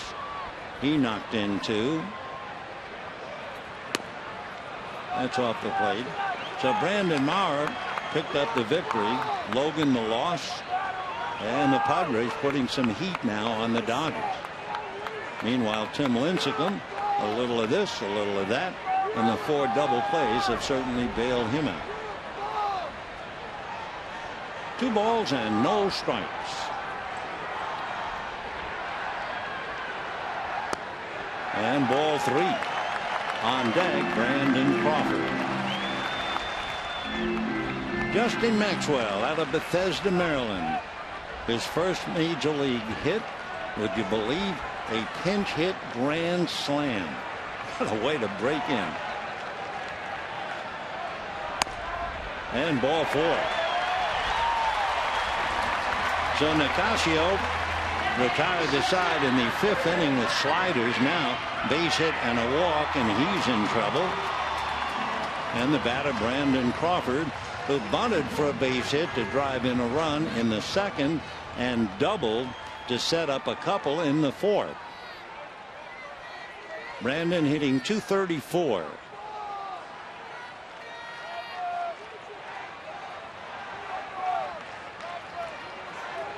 Brandon grew up a Giants fan. His dad had always been a Giants fan, so it was natural for him to eventually hope to play for the Giants, and it worked out. Hit down the left field line, slicing foul into the bullpen. Down in the bullpen, the Giants now get Jeremy Affeldt, the veteran left-hander. Tim Lincecum is out on deck.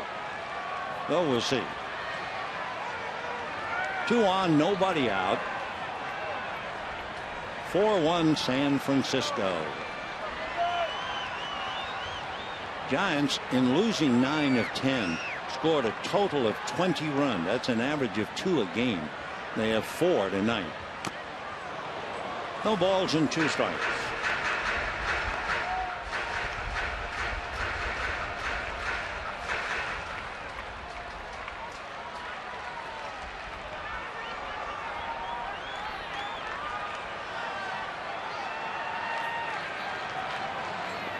Susac at second, Maxwell at first.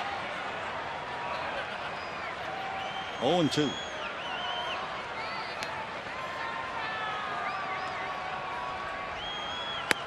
And strike 3 call. So at 92, Nicasio hurries that thing up there. 1 out.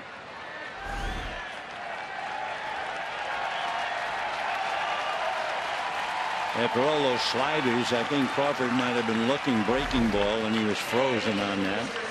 Now let's see. Lincecum will stay in the dugout. Gregor Blanco will bat for him. Timmy, of course, has gone the required 5. In fact, he got 6 under his belt with the aid of 4 double plays.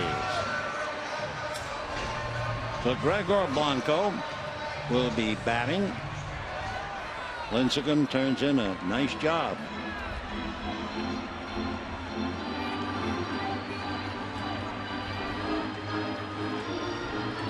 Lincecum 6 innings, 5 hits, 1 run. And we have a little time. They're making a pitching change. We'll be back.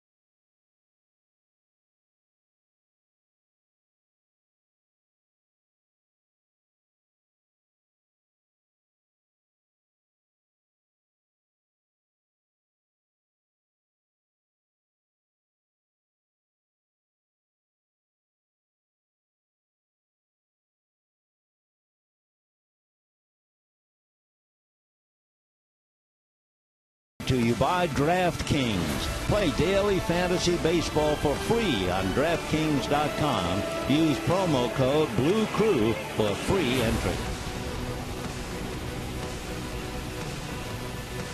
Adam Liberatore coming out of the Dodger bullpen, so it's been Anderson, Nicasio, and now Liberatore.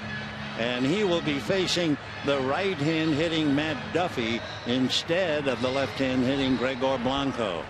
So we are assuming, although we have not heard anything official, that Duffy is batting for Blanco and Gregor is out of the game. So Liberatore making his third appearance. Matt Duffy grew up in Long Beach. In fact, he lived in the same house since he was 1 year old. He's 24 and still lives in Long Beach, so automatically, I guess, he wound up going to Long Beach State. Matt 6'2", 170. 2 on, 1 out, 4-1 Giants. Ball 1. We wanted to double check to make sure, and Duffy is batting for Blanco. So Lincecum goes out after 6.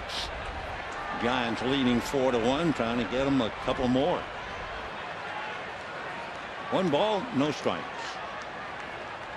Fastball for a strike at 93. For Matt Duffy, he has a sister, Erin, 2 years younger than he is. She attends UCLA. 1 ball, 1 strike. Fastball missed. 2-1. Duffy said he really started to take baseball seriously. He was about 13 years old. His dad said to him, you know, one day someone's going to tell you you're not good enough. And Duffy said, oh, yeah? And then they really had a commitment from the youngster to become a ball player. Practiced with his dad every day. And Matt Duffy has arrived. With the Giants last year, he hit 330 at bats. Basically an infielder. Splitter held by Liberatore.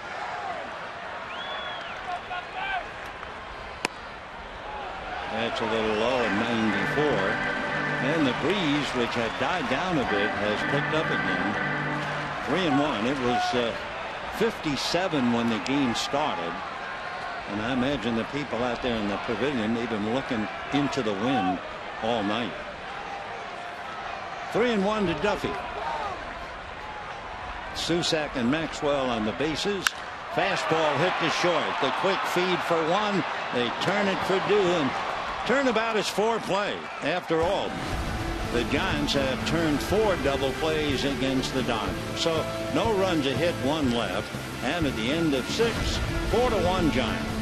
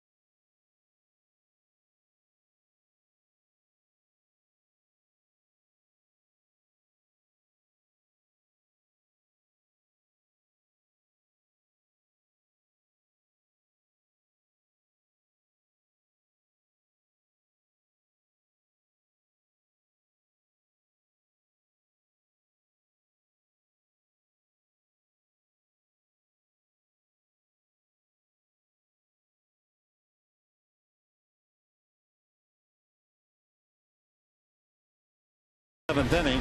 What's ahead for the Dodgers? Well, among other things, tomorrow night, Madison Bumgarner. And ahead for the Giants will be Clayton Kershaw.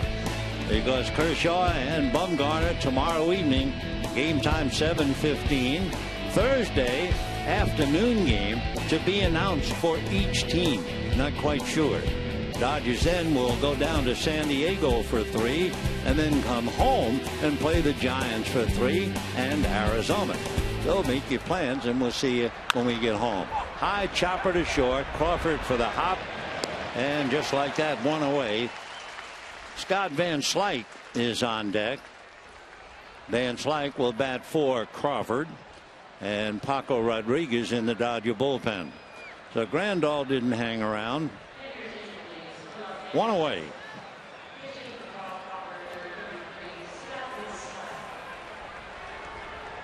Van Slyke batting for Crawford. Off to a great start. 5 for 11 with a home run and 5 ribbies. Ball 1. Scotty will stay in and finish up in left field. 1 ball, no strikes. Fastball sliced foul. Jeremy Affeldt, a veteran left-hander with Crawford now wearing the ski cap. It's cool enough. Jeremy lives in the state of Washington at Medical Lake. Sliced foul. 1 ball and 2 strikes.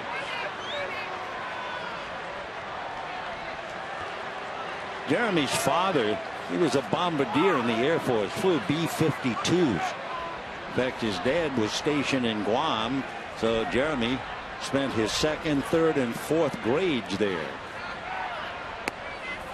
2-2 the count. Dad retired from the Air Force and became a 911 operator. Jeremy signed to play professionally back in 1997.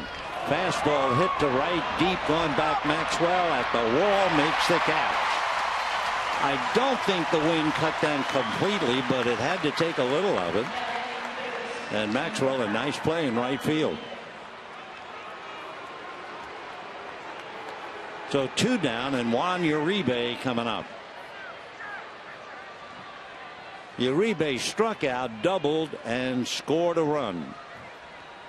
The only Dodger run to the club, averaging a little more than 5 runs a game when they won 7 straight, and they have been brought up short so far tonight. And of course then they get Bumgarner tomorrow night.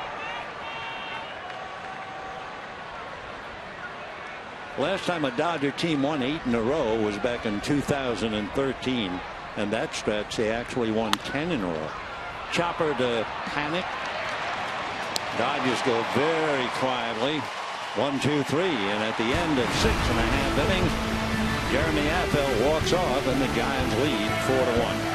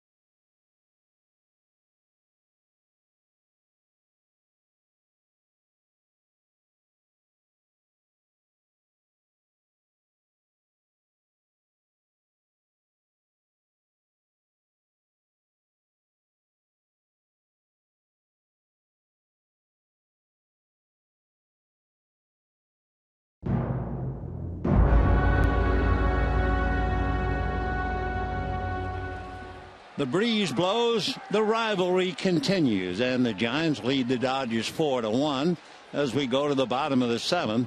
Liberatore facing Aoki, Panik, and Pagan.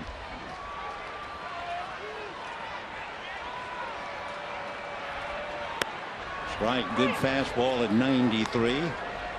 Adam with Van Slyke now in left field for Carl Crawford. Liberatore made 5 pitches to retire the side when he came in the 6th. Getting Duffy to hit into the double play. Whoa.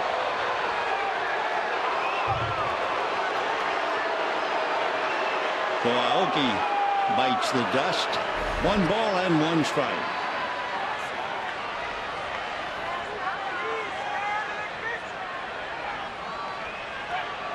Aoki is 5'9", maybe 180. Makes it tough, bends at the knees and slightly at the waist.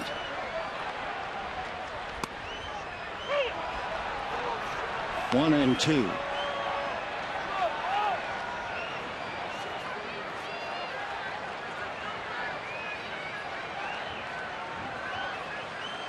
He had 1 year in Japanese professional ball.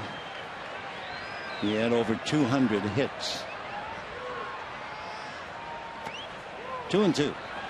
Aoki singled in the 1st, stole a base, singled in the 4th, was balked to 2nd.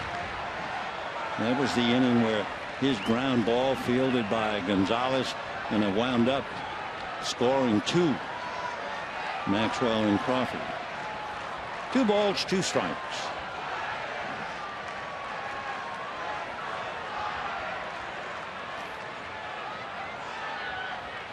Fastball got him. So he was set up for that. Down goes Aoki. 1 out in the 7th inning. Liberatore will now be pitching Joe Panik. Fastball right in there. It crossed the zone at the knees, and then it looked low by the time the catcher caught it. So here's Panik.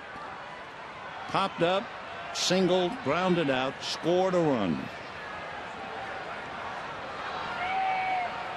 When the Dodgers come up in the 8th inning, they'll have Peterson, then Liberatore, and Rollins. No balls and 1 strike.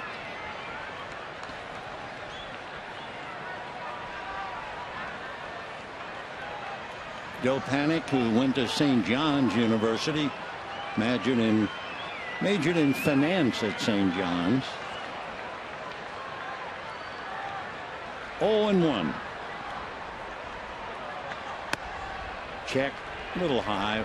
1 ball and 1 strike to Joe Panik.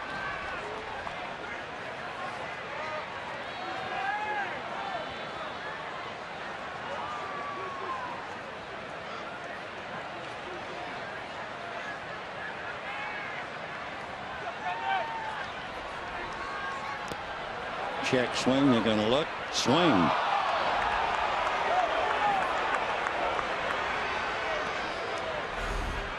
Take another look.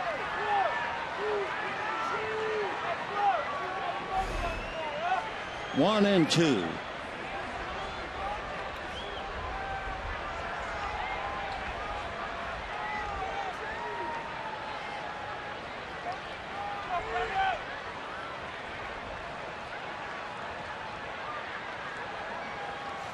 Fastball, and he's late. So it's still 1 and 2.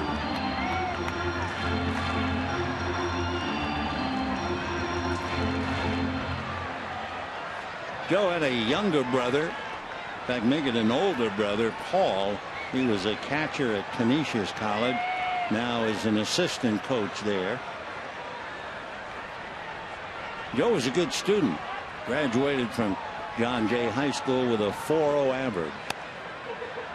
2 and 2.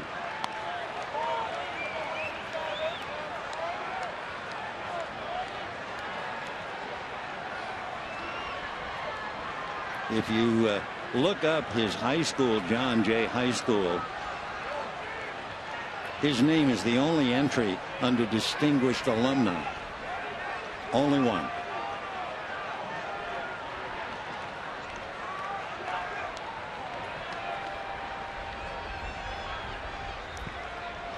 3-2.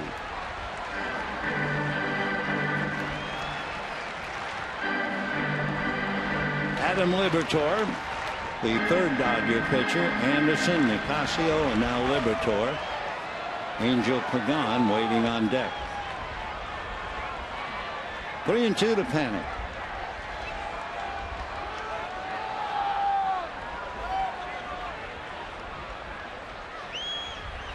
Fastball lifted to left field. It's playable. Van Slyke. So we have 2 down in the 7th inning, and the batter will be Angel Pagan. Grounded to short, singled, and struck out. In the Giant lineup with 10 hits, McGee does not have a hit, and the pitcher spot, everybody else has at least 1, and Aoki has 2, and so does Susak. Angel grounded to short, singled to short, struck out. And ball 1. We have had 6 double plays in the game. Giants have turned 4, and the Dodgers have turned 2. 4 runs, 10 hits, no errors for the Giants. They have left 5. 1 run, 5 hits, 1 error for the Dodgers. They've left 3.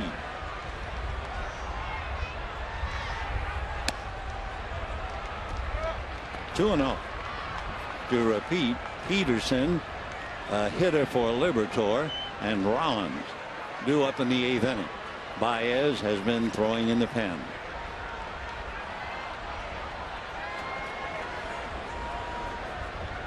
Two balls, no strikes.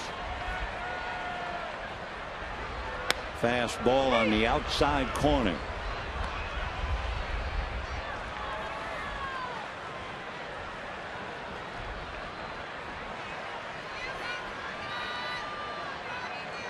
Angel hitting .321.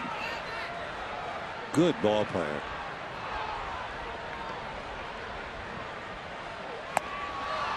Might have been a bad ball up, but he went after it. 2-2. Angel is 6-2. Sergio Romo goes running down to the Giant bullpen. The boy from Brawley. The slider king. Seems like almost every pitch Sergio makes is a slider. Fastball hammered to center.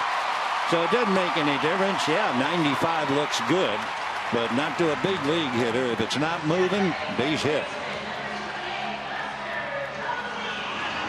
So Pagan goes 2 for 4, and Buster Posey coming up as Bill Hayes whispers to Pagan.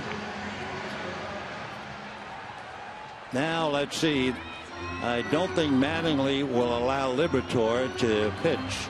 He's going to bring in the right-hander, and at the same time a double switch with Justin Turner.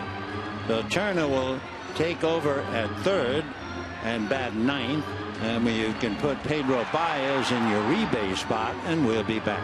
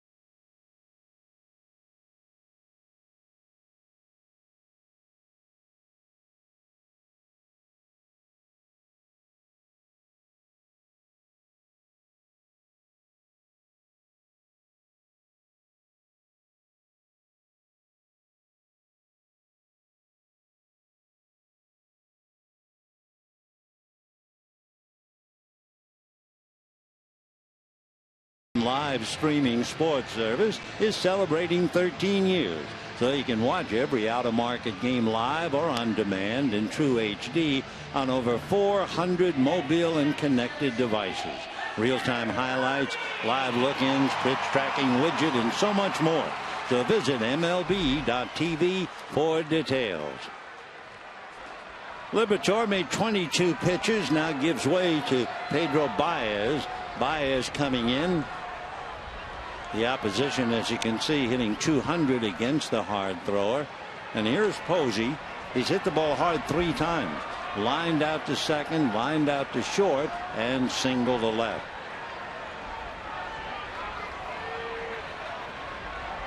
Big thing for Baez, he has shut out the first hitter that he has faced. So we'll see. That's put to test now. Foul ball, out of play, 0-1.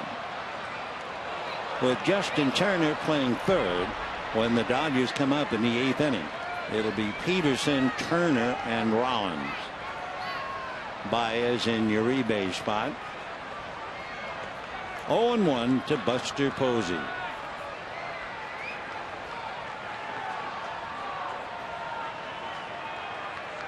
Sergio Romo's throwing in the Giant pen. 0-1.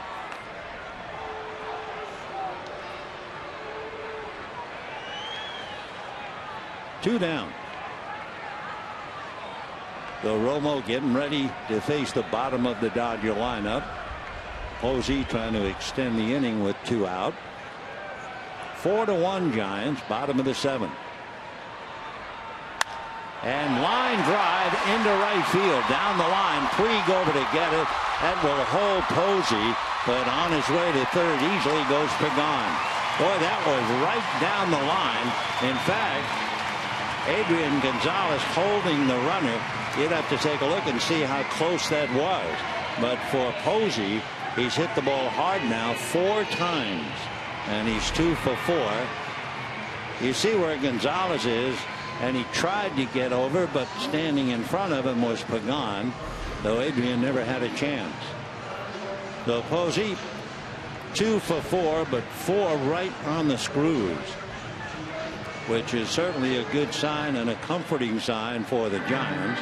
Here's Casey McGee. Flied to right, hit into a double play, grounded to short. 0 for 9 with runners in scoring position. And a base hit now. 12 hits for the Giants to go with their 4 runs. McGee's the only starter without a base hit. Ball 1.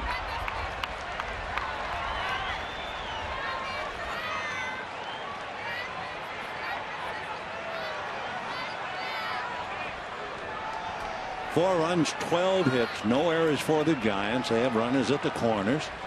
The Dodgers just 1 run, 5 hits.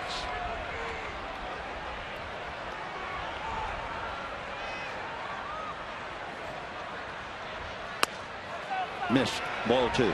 Because of the 6 double plays, we don't have a lot of men left on base. Dodgers have left 3. Giants have left 5. Tomorrow night, Clayton Kershaw and Madison Bumgarner.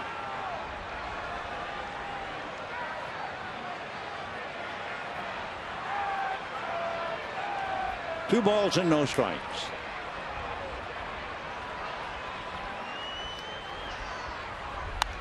Little foul, out of play. 2-1 to Casey.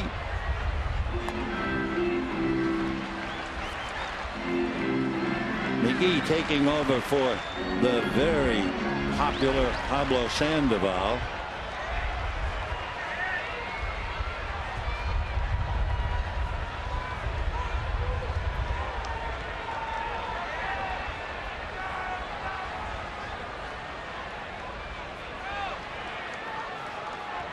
Casey went to Fresno State, grew up in this area, Santa Cruz.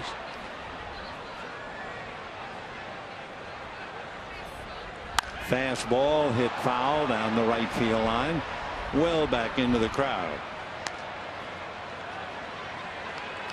Casey, who grew up in Santa Cruz County, now lives in Jackson, Tennessee. And you would say, why would you leave Santa Cruz and live in Jackson, Tennessee? It is the hometown of Casey's wife. I remember Big Frank Howard telling me he was getting married and they were going to live in Green Bay, Wisconsin. And he was telling me great schools and great police department. And I said, really? He said, yeah, and it's my wife's hometown. Oh, okay, Frank. So deuce is wild here. 2 balls, 2 strikes, 2 out, 2 on. And another foul ball.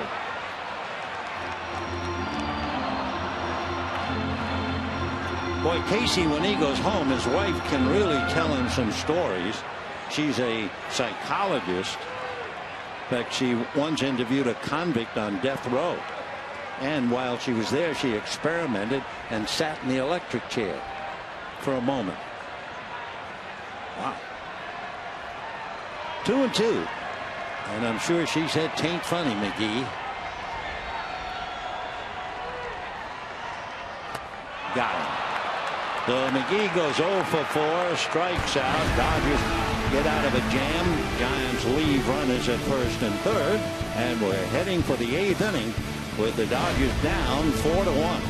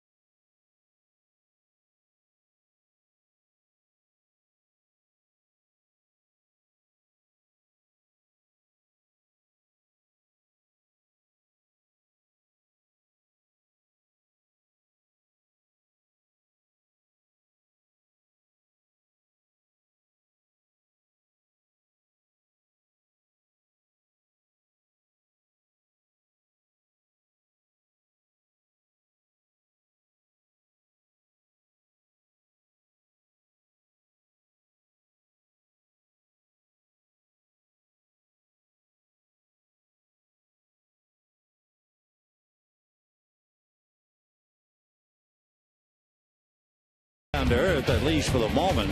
Yasiel Puig 2 for 3, but Brandon Crawford has an RBI. Lincecum struck out 5. The Giants lead 4-1. They piled up 12 hits. The Dodgers have hit into 4 double plays, so that's really stymied the attack. So in the 8th inning, with the left-handed Jeremy Affeldt, Jock Peterson followed by Justin Turner, and then Jimmy Rollins. Dodgers have a lot of offers in the lineup. Puig has 2 hits. Uribe had 1. Peterson had 1, and Guerrero a pinch hit double. And that's it.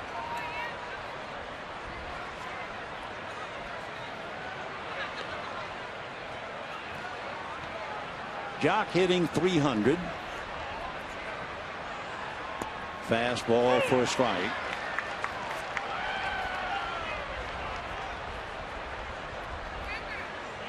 Peterson from nearby Palo Alto said he was really thrilled for a chance to play up here. Little low, 1 ball and 1 strike. 41,386 here tonight. That's the turnstile count plus. So it is another sellout. 335 consecutive sellouts. 1-2 the count to Jock. Earlier we were talking about the fact that Peterson swings and misses a little more than 40% of the time. That puts him in a hole. Big slow curveball. 2 balls and 2 strikes.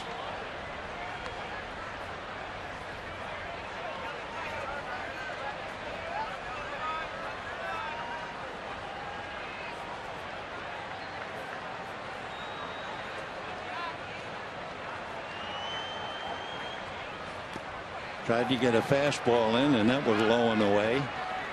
So 3-2 the count. Mike Zunino, the catcher of Seattle, he's been swinging and missing over 48% of the time. You might remember he struck out 5 times in the recent series at Dodger Stadium. Giancarlo Stanton of Miami, 40%. And down goes Jock. Or did he get a piece? He got a piece of it. So Peterson is still there.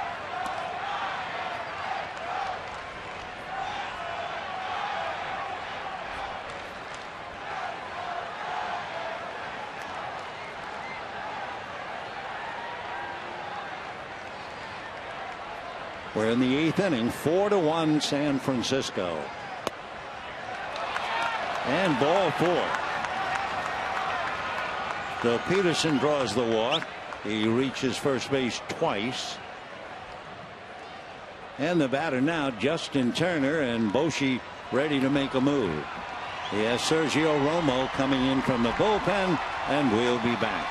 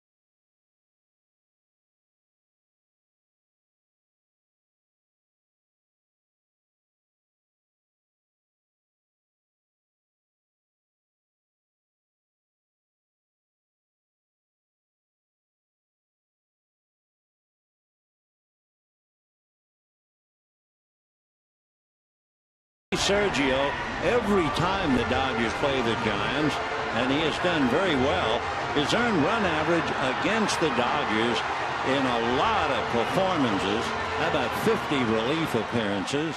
His ERA is 2.2. So far this year, he has struck out 8 in 4 2/3 innings, and he'll be facing Justin Turner. Giants signed Romo to a new 2-year deal this year. Romo, 32 years old.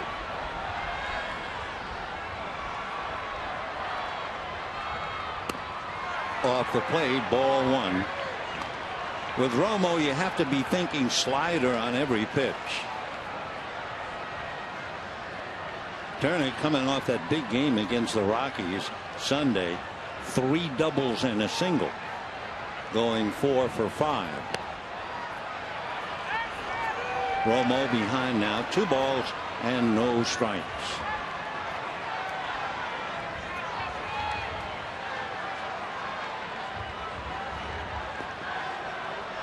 Sergio, 5'11", about 185. He'll remember his first game at Dodger Stadium as a fan.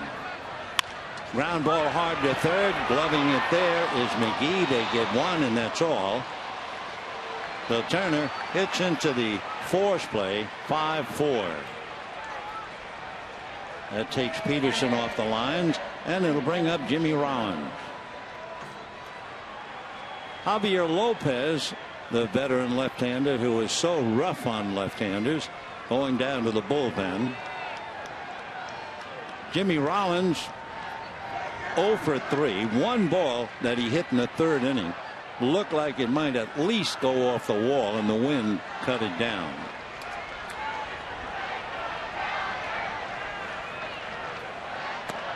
And ball one.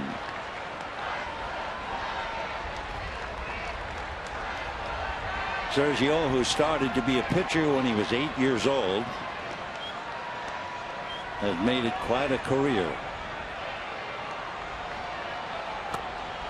2-0. So we walk Peterson, gets Turner. Here's Rollins with Puig on deck. 4 runs, 12 hits for the Giants, 1 run, only 5 hits for the Dodgers.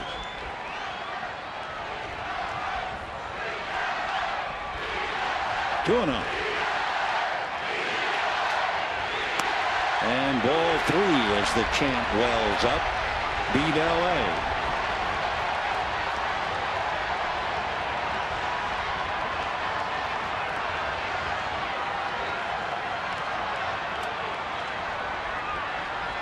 Three and 0 as Puig and Gonzalez have a little meeting. It looked like Puig was doing the talking. Now Adrian answering back.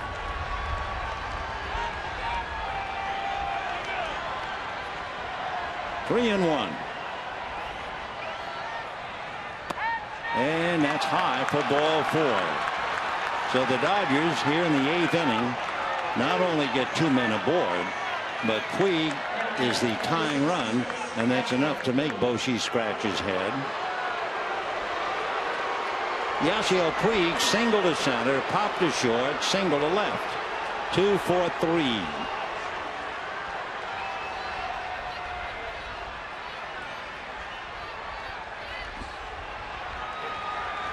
So Turner at second base, Rollins at first, 1 out.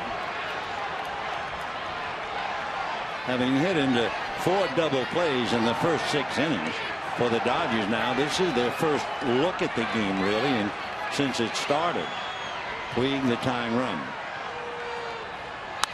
And a high fly ball down the right field line. Dead pursuit is Maxwell. Slides. Caught the ball. And the runners tag up to second and third. Oh, what a play by Justin Maxwell. And he hurt his left knee. So Maxwell unable to get up. We had to look at the video because he disappeared from our view. Let's take a look at that play. It was a dandy. He looked to see where the wall was, went into the slide, and then that knee bangs into the wall. Gets the ball back in. Dodger runners advance, and Adrian Gonzalez coming up. Marvelous play by Justin Maxwell in right field. Timeout for a minute. So the Dodgers second and third. A round of applause and ovation for Justin Maxwell. Angel Pagan over. And an ovation from the crowd of 41,000. Yeah, that was a wonderful play. Look to see. Go to the slide. Wham! That knee. So while seated, he was able to get the ball back. Now let's see. Bochy has his left-hander, Javi Lopez. The Dodgers have their left-hander, Adrian Gonzalez. So 2 veterans going head-to-head. We will be back.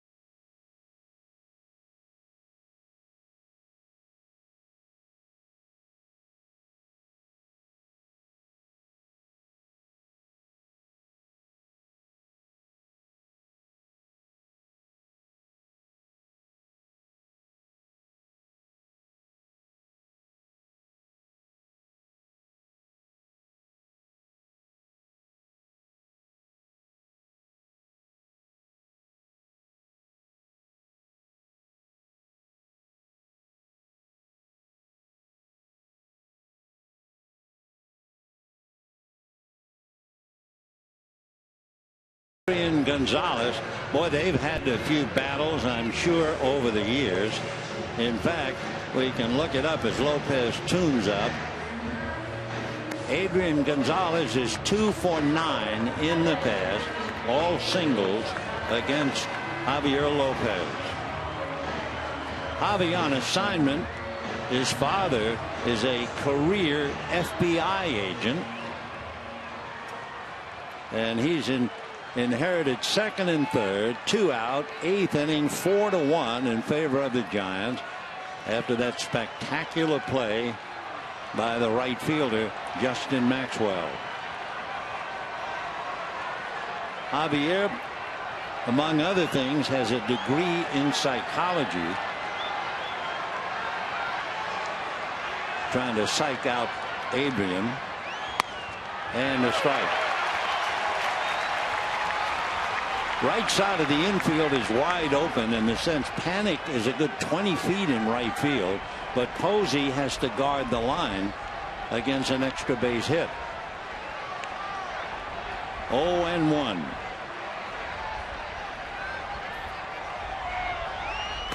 Try to snake that ball in there. 1-1. This should be a great battle. Adrian trying to think his way. Javier doing the same thing on the hill. 1-1. Little ground ball wide at first. Posey can't get it. Panic can. Throws to his pitcher in time. So Gonzalez grounds out. 4-1. Big play by Justin Maxwell in the right field corner. And we're heading to the bottom of the 8th. Still 4-1 Giants.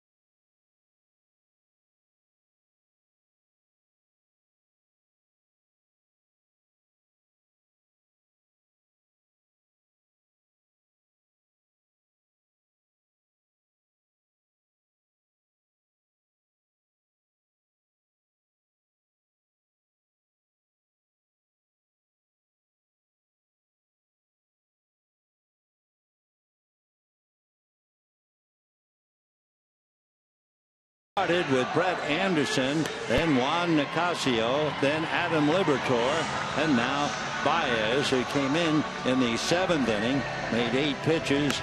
After Posey gave up a base hit, he struck out Casey McGee.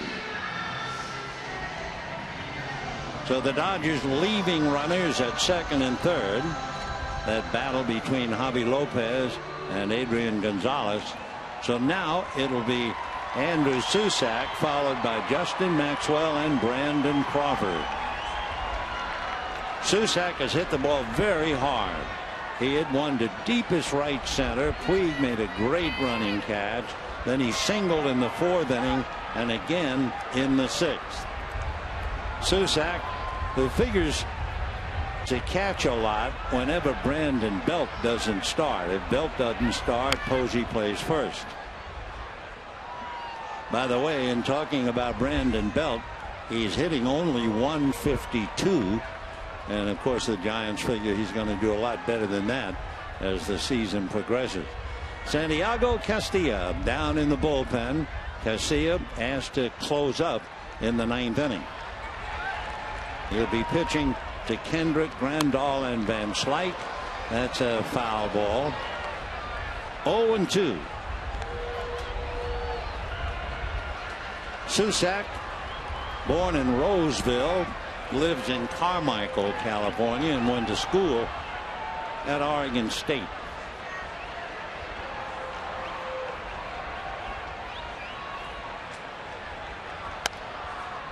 One and two.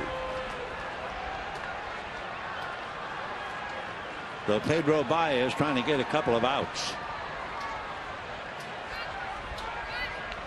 Giants scored a run in the second, a run in the third, two in the fourth. Dodger run came in the fifth. The big 2 runs that came over in the fourth inning, result of a little ground ball to first base.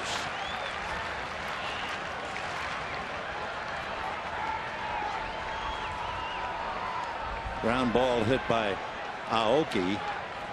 Gonzalez tried to feed the pitcher, couldn't do it. And when the ball got away, 2 runs scored. That's really the difference. In the dirt. Tomorrow night, and you can bet there'll be a lot of hoopla up here all day tomorrow waiting for the match. Clayton Kershaw and Madison Bumgarner. Garner talking to Matt Cain right now. Behind Tim Hudson chewing his gum. 3-2.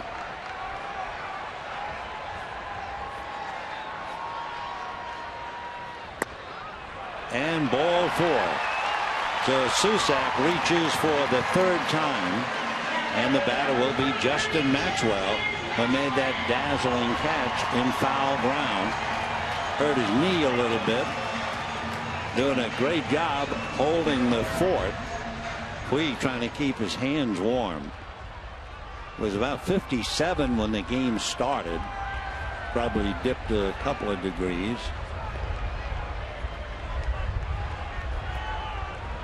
Right now it is 54 degrees. And of course we're right on the edge of the water. Maxwell hitting .286. The boy from Bethesda, Maryland. His dad spent over 20 years in the Navy. And then for 5 years served as the personal dentist to the president and the first family. His father worked as the dentist from 1997 through 2002. That means Bill Clinton as his family, along with Vice President Al Gore and his family.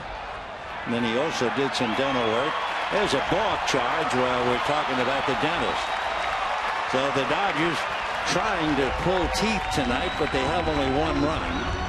And it's 4-1 in favor of the Giants.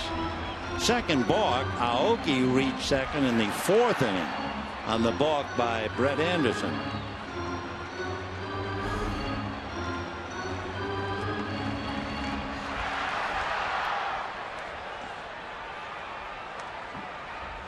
So Susac at first, now balked to second.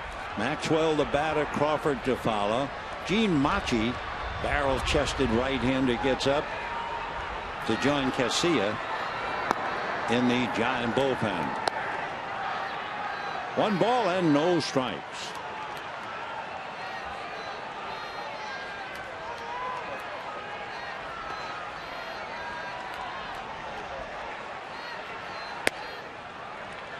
.97-mile-an-hour fastball, but way out of the zone. 2 balls and no strikes.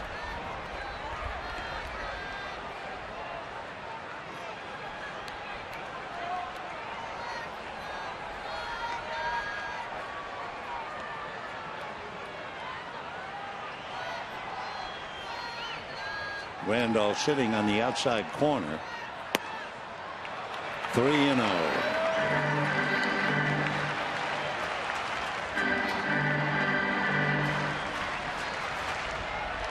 Down in the pen, Paco loosening up.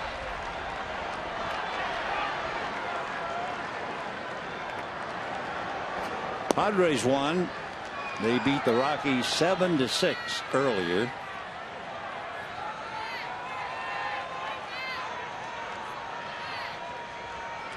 Three balls, no strikes. Fastball at 97 for a strike.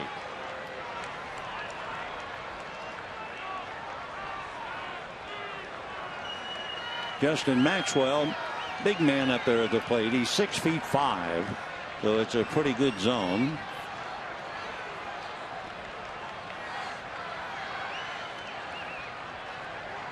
When he played for the Astros, he had 18 home runs, and there it goes. Just did get that out. Wow, and it's 6-1 Giants.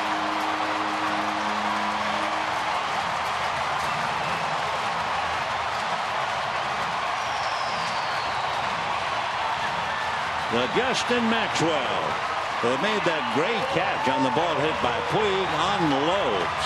Whoa. And now we know why he hit 18 home runs for the Astros. Fastball right down the pipe. And he knew it. No rush. Not on that one.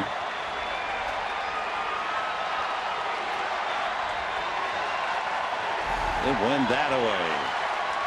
So the Giants and their fans have really perked up, leading 6-1 here in the 8th inning. 1 ball and no strikes to Brandon Crawford. The crowd would like that Maxwell would take a bow, but he's not going to.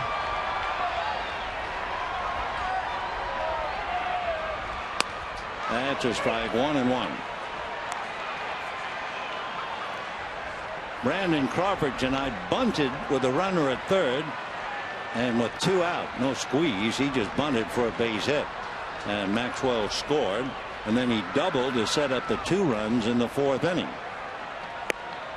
1 and 2 on a change.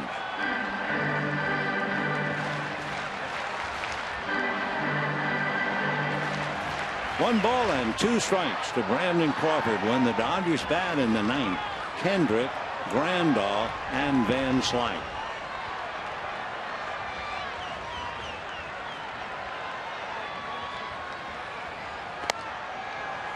Two and two. Hector Sanchez, another catcher and a switch hitter, is out on deck. He would bat for Javi Lopez.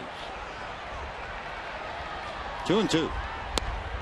And ball 3.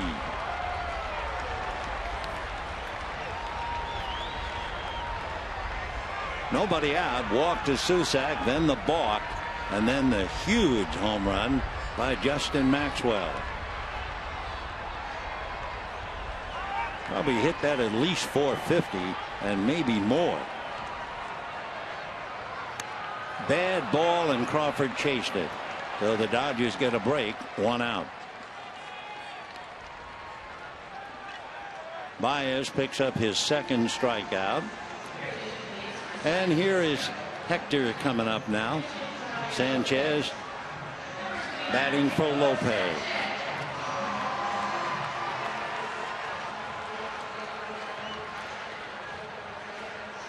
So Don Mattingly has his left-hander Paco Rodriguez in the bullpen, and it looks like Paco's coming in. Yep. And we'll be back.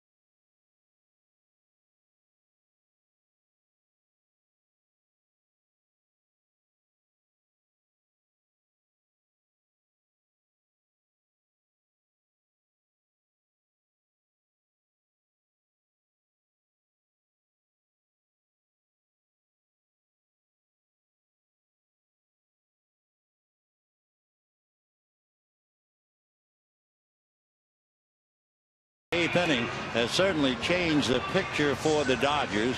They've not really been able to do much tonight, hitting into 4 double plays, and then of course having first and second, the great catch, the runners tagging up, and then Javi Lopez coming in and getting Gonzalez, followed by the home run. So Paco Rodriguez trying to get a couple of outs. Hector Sanchez, the catcher, will be coming up, followed by Nori Aoki. Sanchez, who will be the batter in a minute, from Venezuela. He wanted to be a baseball player so badly that he left school after the 9th grade, and by the time he was 15 he decided to switch from shortstop to catcher. Well, he's a stocky 5'11", 210 switch hitter, signed by the Giants at the tender age of 16. Hector Sanchez.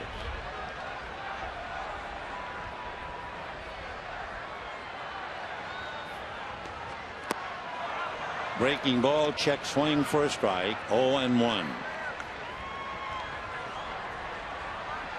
Sanchez has a tattoo on his left arm. It says, "Learn like you will live forever. Live like you will die tomorrow." 0-1.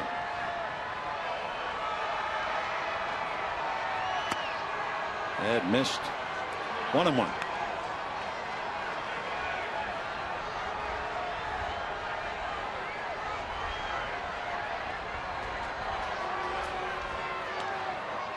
By the way, he has that same tattoo in Spanish.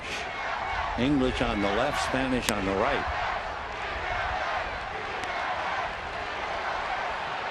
Two and one to Hector Sanchez.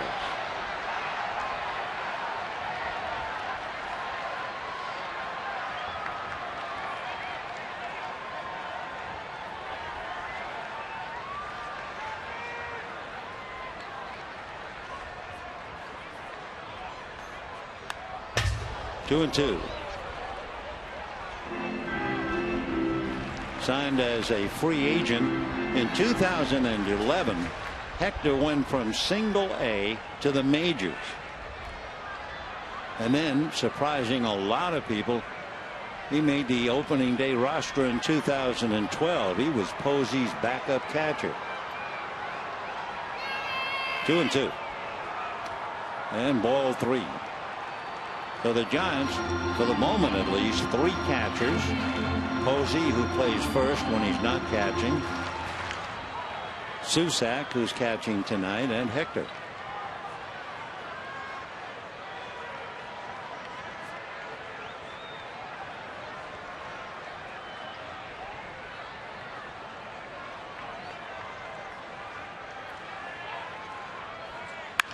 Hard ground ball to third, juggled, recovered. Turner, throws it away, and the tag got him. Adrian Gonzalez showing rather remarkable reflexes, pulled off the bag, leaping in the air, and then took a swipe and got Hector going by. So Turner throwing high, which happens when you're not playing a lot, juggled, recovered, and then it sailed up in the air. Back comes Adrian and got him. Right there, allowing the runner to come right into it. 2 down here in the 8th inning. Nori Aoki coming up.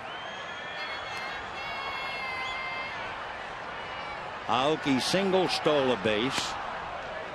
Singled on that play at first base when Adrian got the error. 2 runs scored, and he was balked to second eventually. And then last time up, struck out. 1 ball and 2 strikes.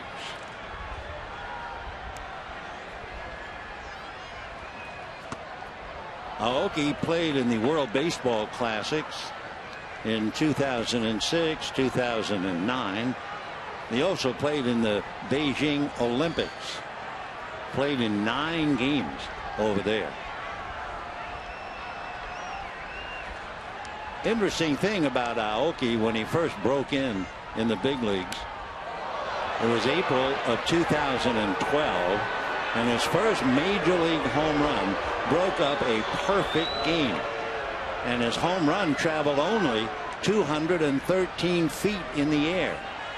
It was a line drive that skipped past Cargo. Carlos Gonzalez rolled all the way to the fence,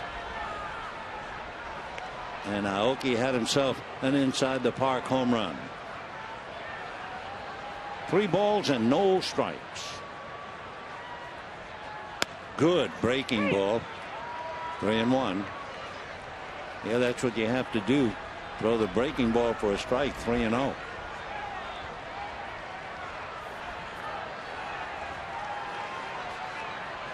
Three and one. Another breaking ball for a strike. Come back. 3-2.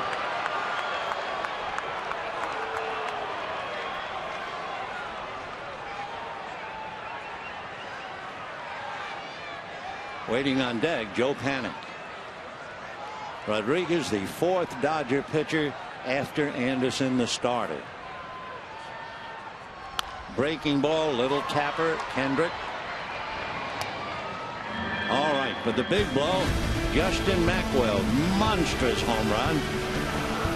Machi is getting ready, and we're getting to the 9th, and it's 6-1, San Francisco.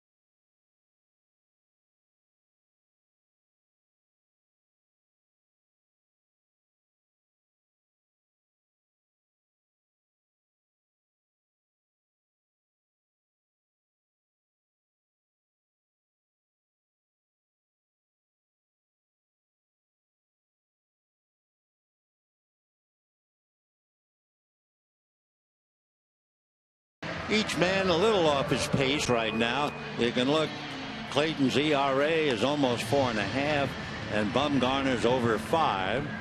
They've worked close to the same number. Kershaw double and then in strikeout. So Clayton tomorrow night against Madison Bumgarner. Meanwhile, the Dodgers know full well San Diego won. So the Padres are 10-5. And it looks like the Dodgers will be 9-4. Howie Kendrick, then Grandal and Van Slyke, Gene Machi on the hill from Venezuela. Machi spent about 13 years in the minor league. You imagine somebody like Machi pitching to Troy Tulowitzki. Machi 13 years in the minors, Tulowitzki 14 months.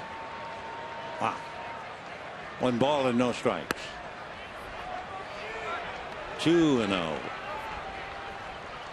It's been Lincecum, Affeldt, Romo, Lopez, and Machi. The Dodgers: Anderson, Nicasio, Liberatore, Baez, and Rodriguez. The pitchers of record: Lincecum and Anderson. Strike. 2-1.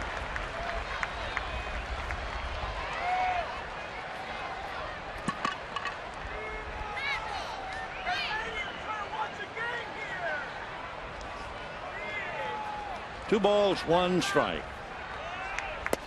And ball 3. Apparently, Machi's area, he's from a city, El Tigre, the Tiger.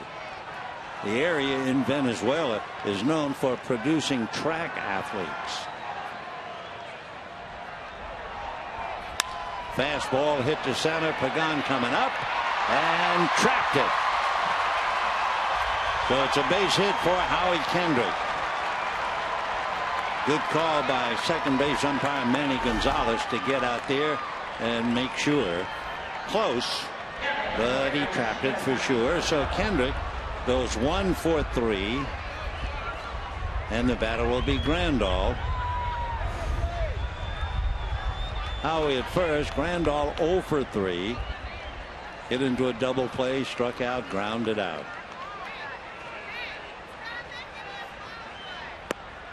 And a strike. Machi certainly doesn't look like a track star. He does say when he was about 13 years old, he ran the 100-yard dash. He says he won. Nobody's around to check him, but it was the first and only time he raced. One fastball after another, and quickly out in front, 0-2 to Grandal.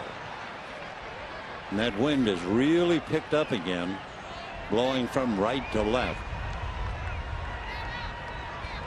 Anything in the air out there will be cut in half. 3 of them, and all 3 on the outside corner, and down goes Grandal. So he goes a long 0 for 4, 2 strikeouts and a double play. Again, you look at where the ball is caught and you think that's a low strike, but it has to get through the zone and then it drops. So 1 out. Here's Van Slyke as a pinch hitter, flied to right in the 7th inning, and a strike.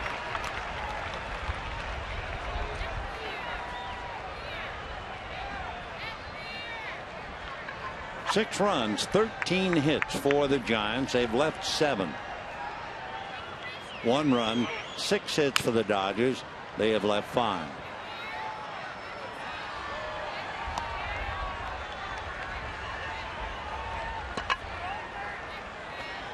Waiting on deck, Andre Ethier. He would be hitting. Remember, Rodriguez is hitting in Uribe's spot, though Ethier getting a call.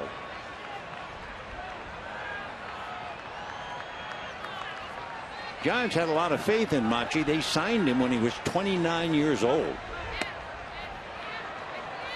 1-2.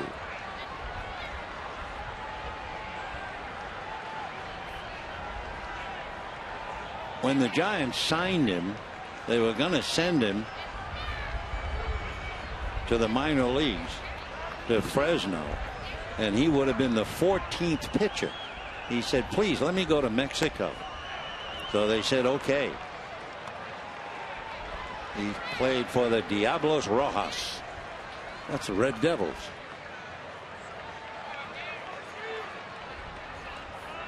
Well, he battled his way 13 years in the minors and got himself a World Series ring. Great story. Well, the Birds know. They're here. They've seen a lot of cars leaving in the parking lot, I assume. And they're gathering for a feast when the crowd of 41,000 leaves AT&T Park. Fastball, little roller, tough play at third. Juggled, held onto, and no throw. So McGee wisely not trying to throw that. That'll be a squib single for Scott Van Slyke. And the Dodgers now first and second, 1 out. Scoop it, juggle it. No way to make a play on that. So here's Ethier batting for Rodriguez.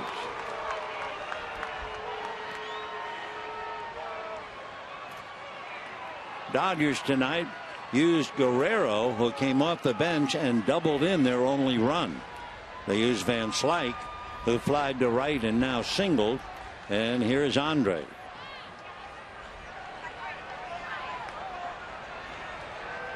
Two on, 1 out, 6-1 Giants.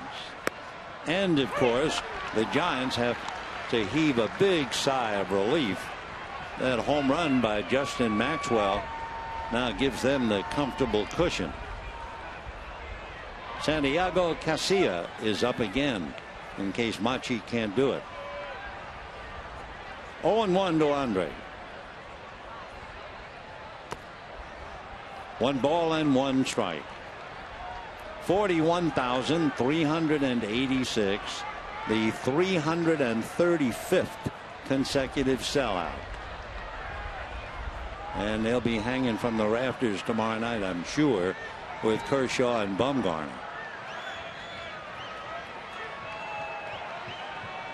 Looks like Koufax and Marichal. 1-1. Little roller to the left. Machi can't make it. McGee picks it and throws in time. And the runners move up to second and third.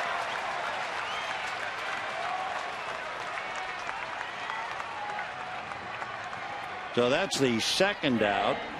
And the Dodgers down to the bitter end with Jock Peterson. 2 out, second and third. 6-1 Giants. The Dodgers 7-game winning streak just about ready to come to an end. The Giants, who have been in a tailspin, having lost 9 of 10, have come alive after a day off. And then each team leading with the ace tomorrow night.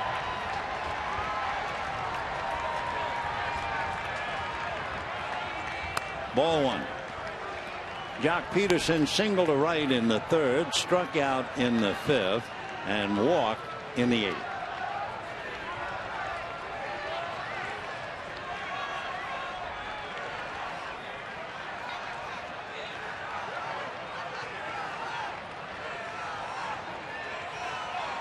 Way outside, first base open, and Turner on deck.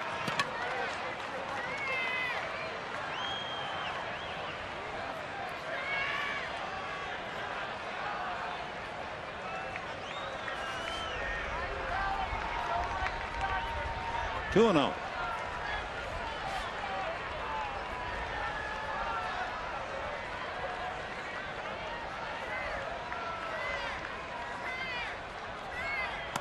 And ball 3. So Machi struggling a little bit, giving up 2 hits.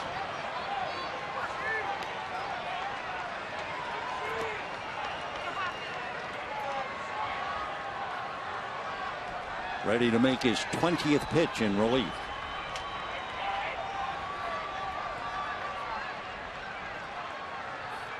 Fastball is low, and the bases are loaded. So now you realize just how important that 2-run home run by Justin Maxwell was. Otherwise, it'd be 4-1, bases loaded, and the Dodgers having a good look at the game. Right now, they're down by 5. And Bruce is going to go back into the bullpen. Casilla will be coming in and will be going out. We'll be right back.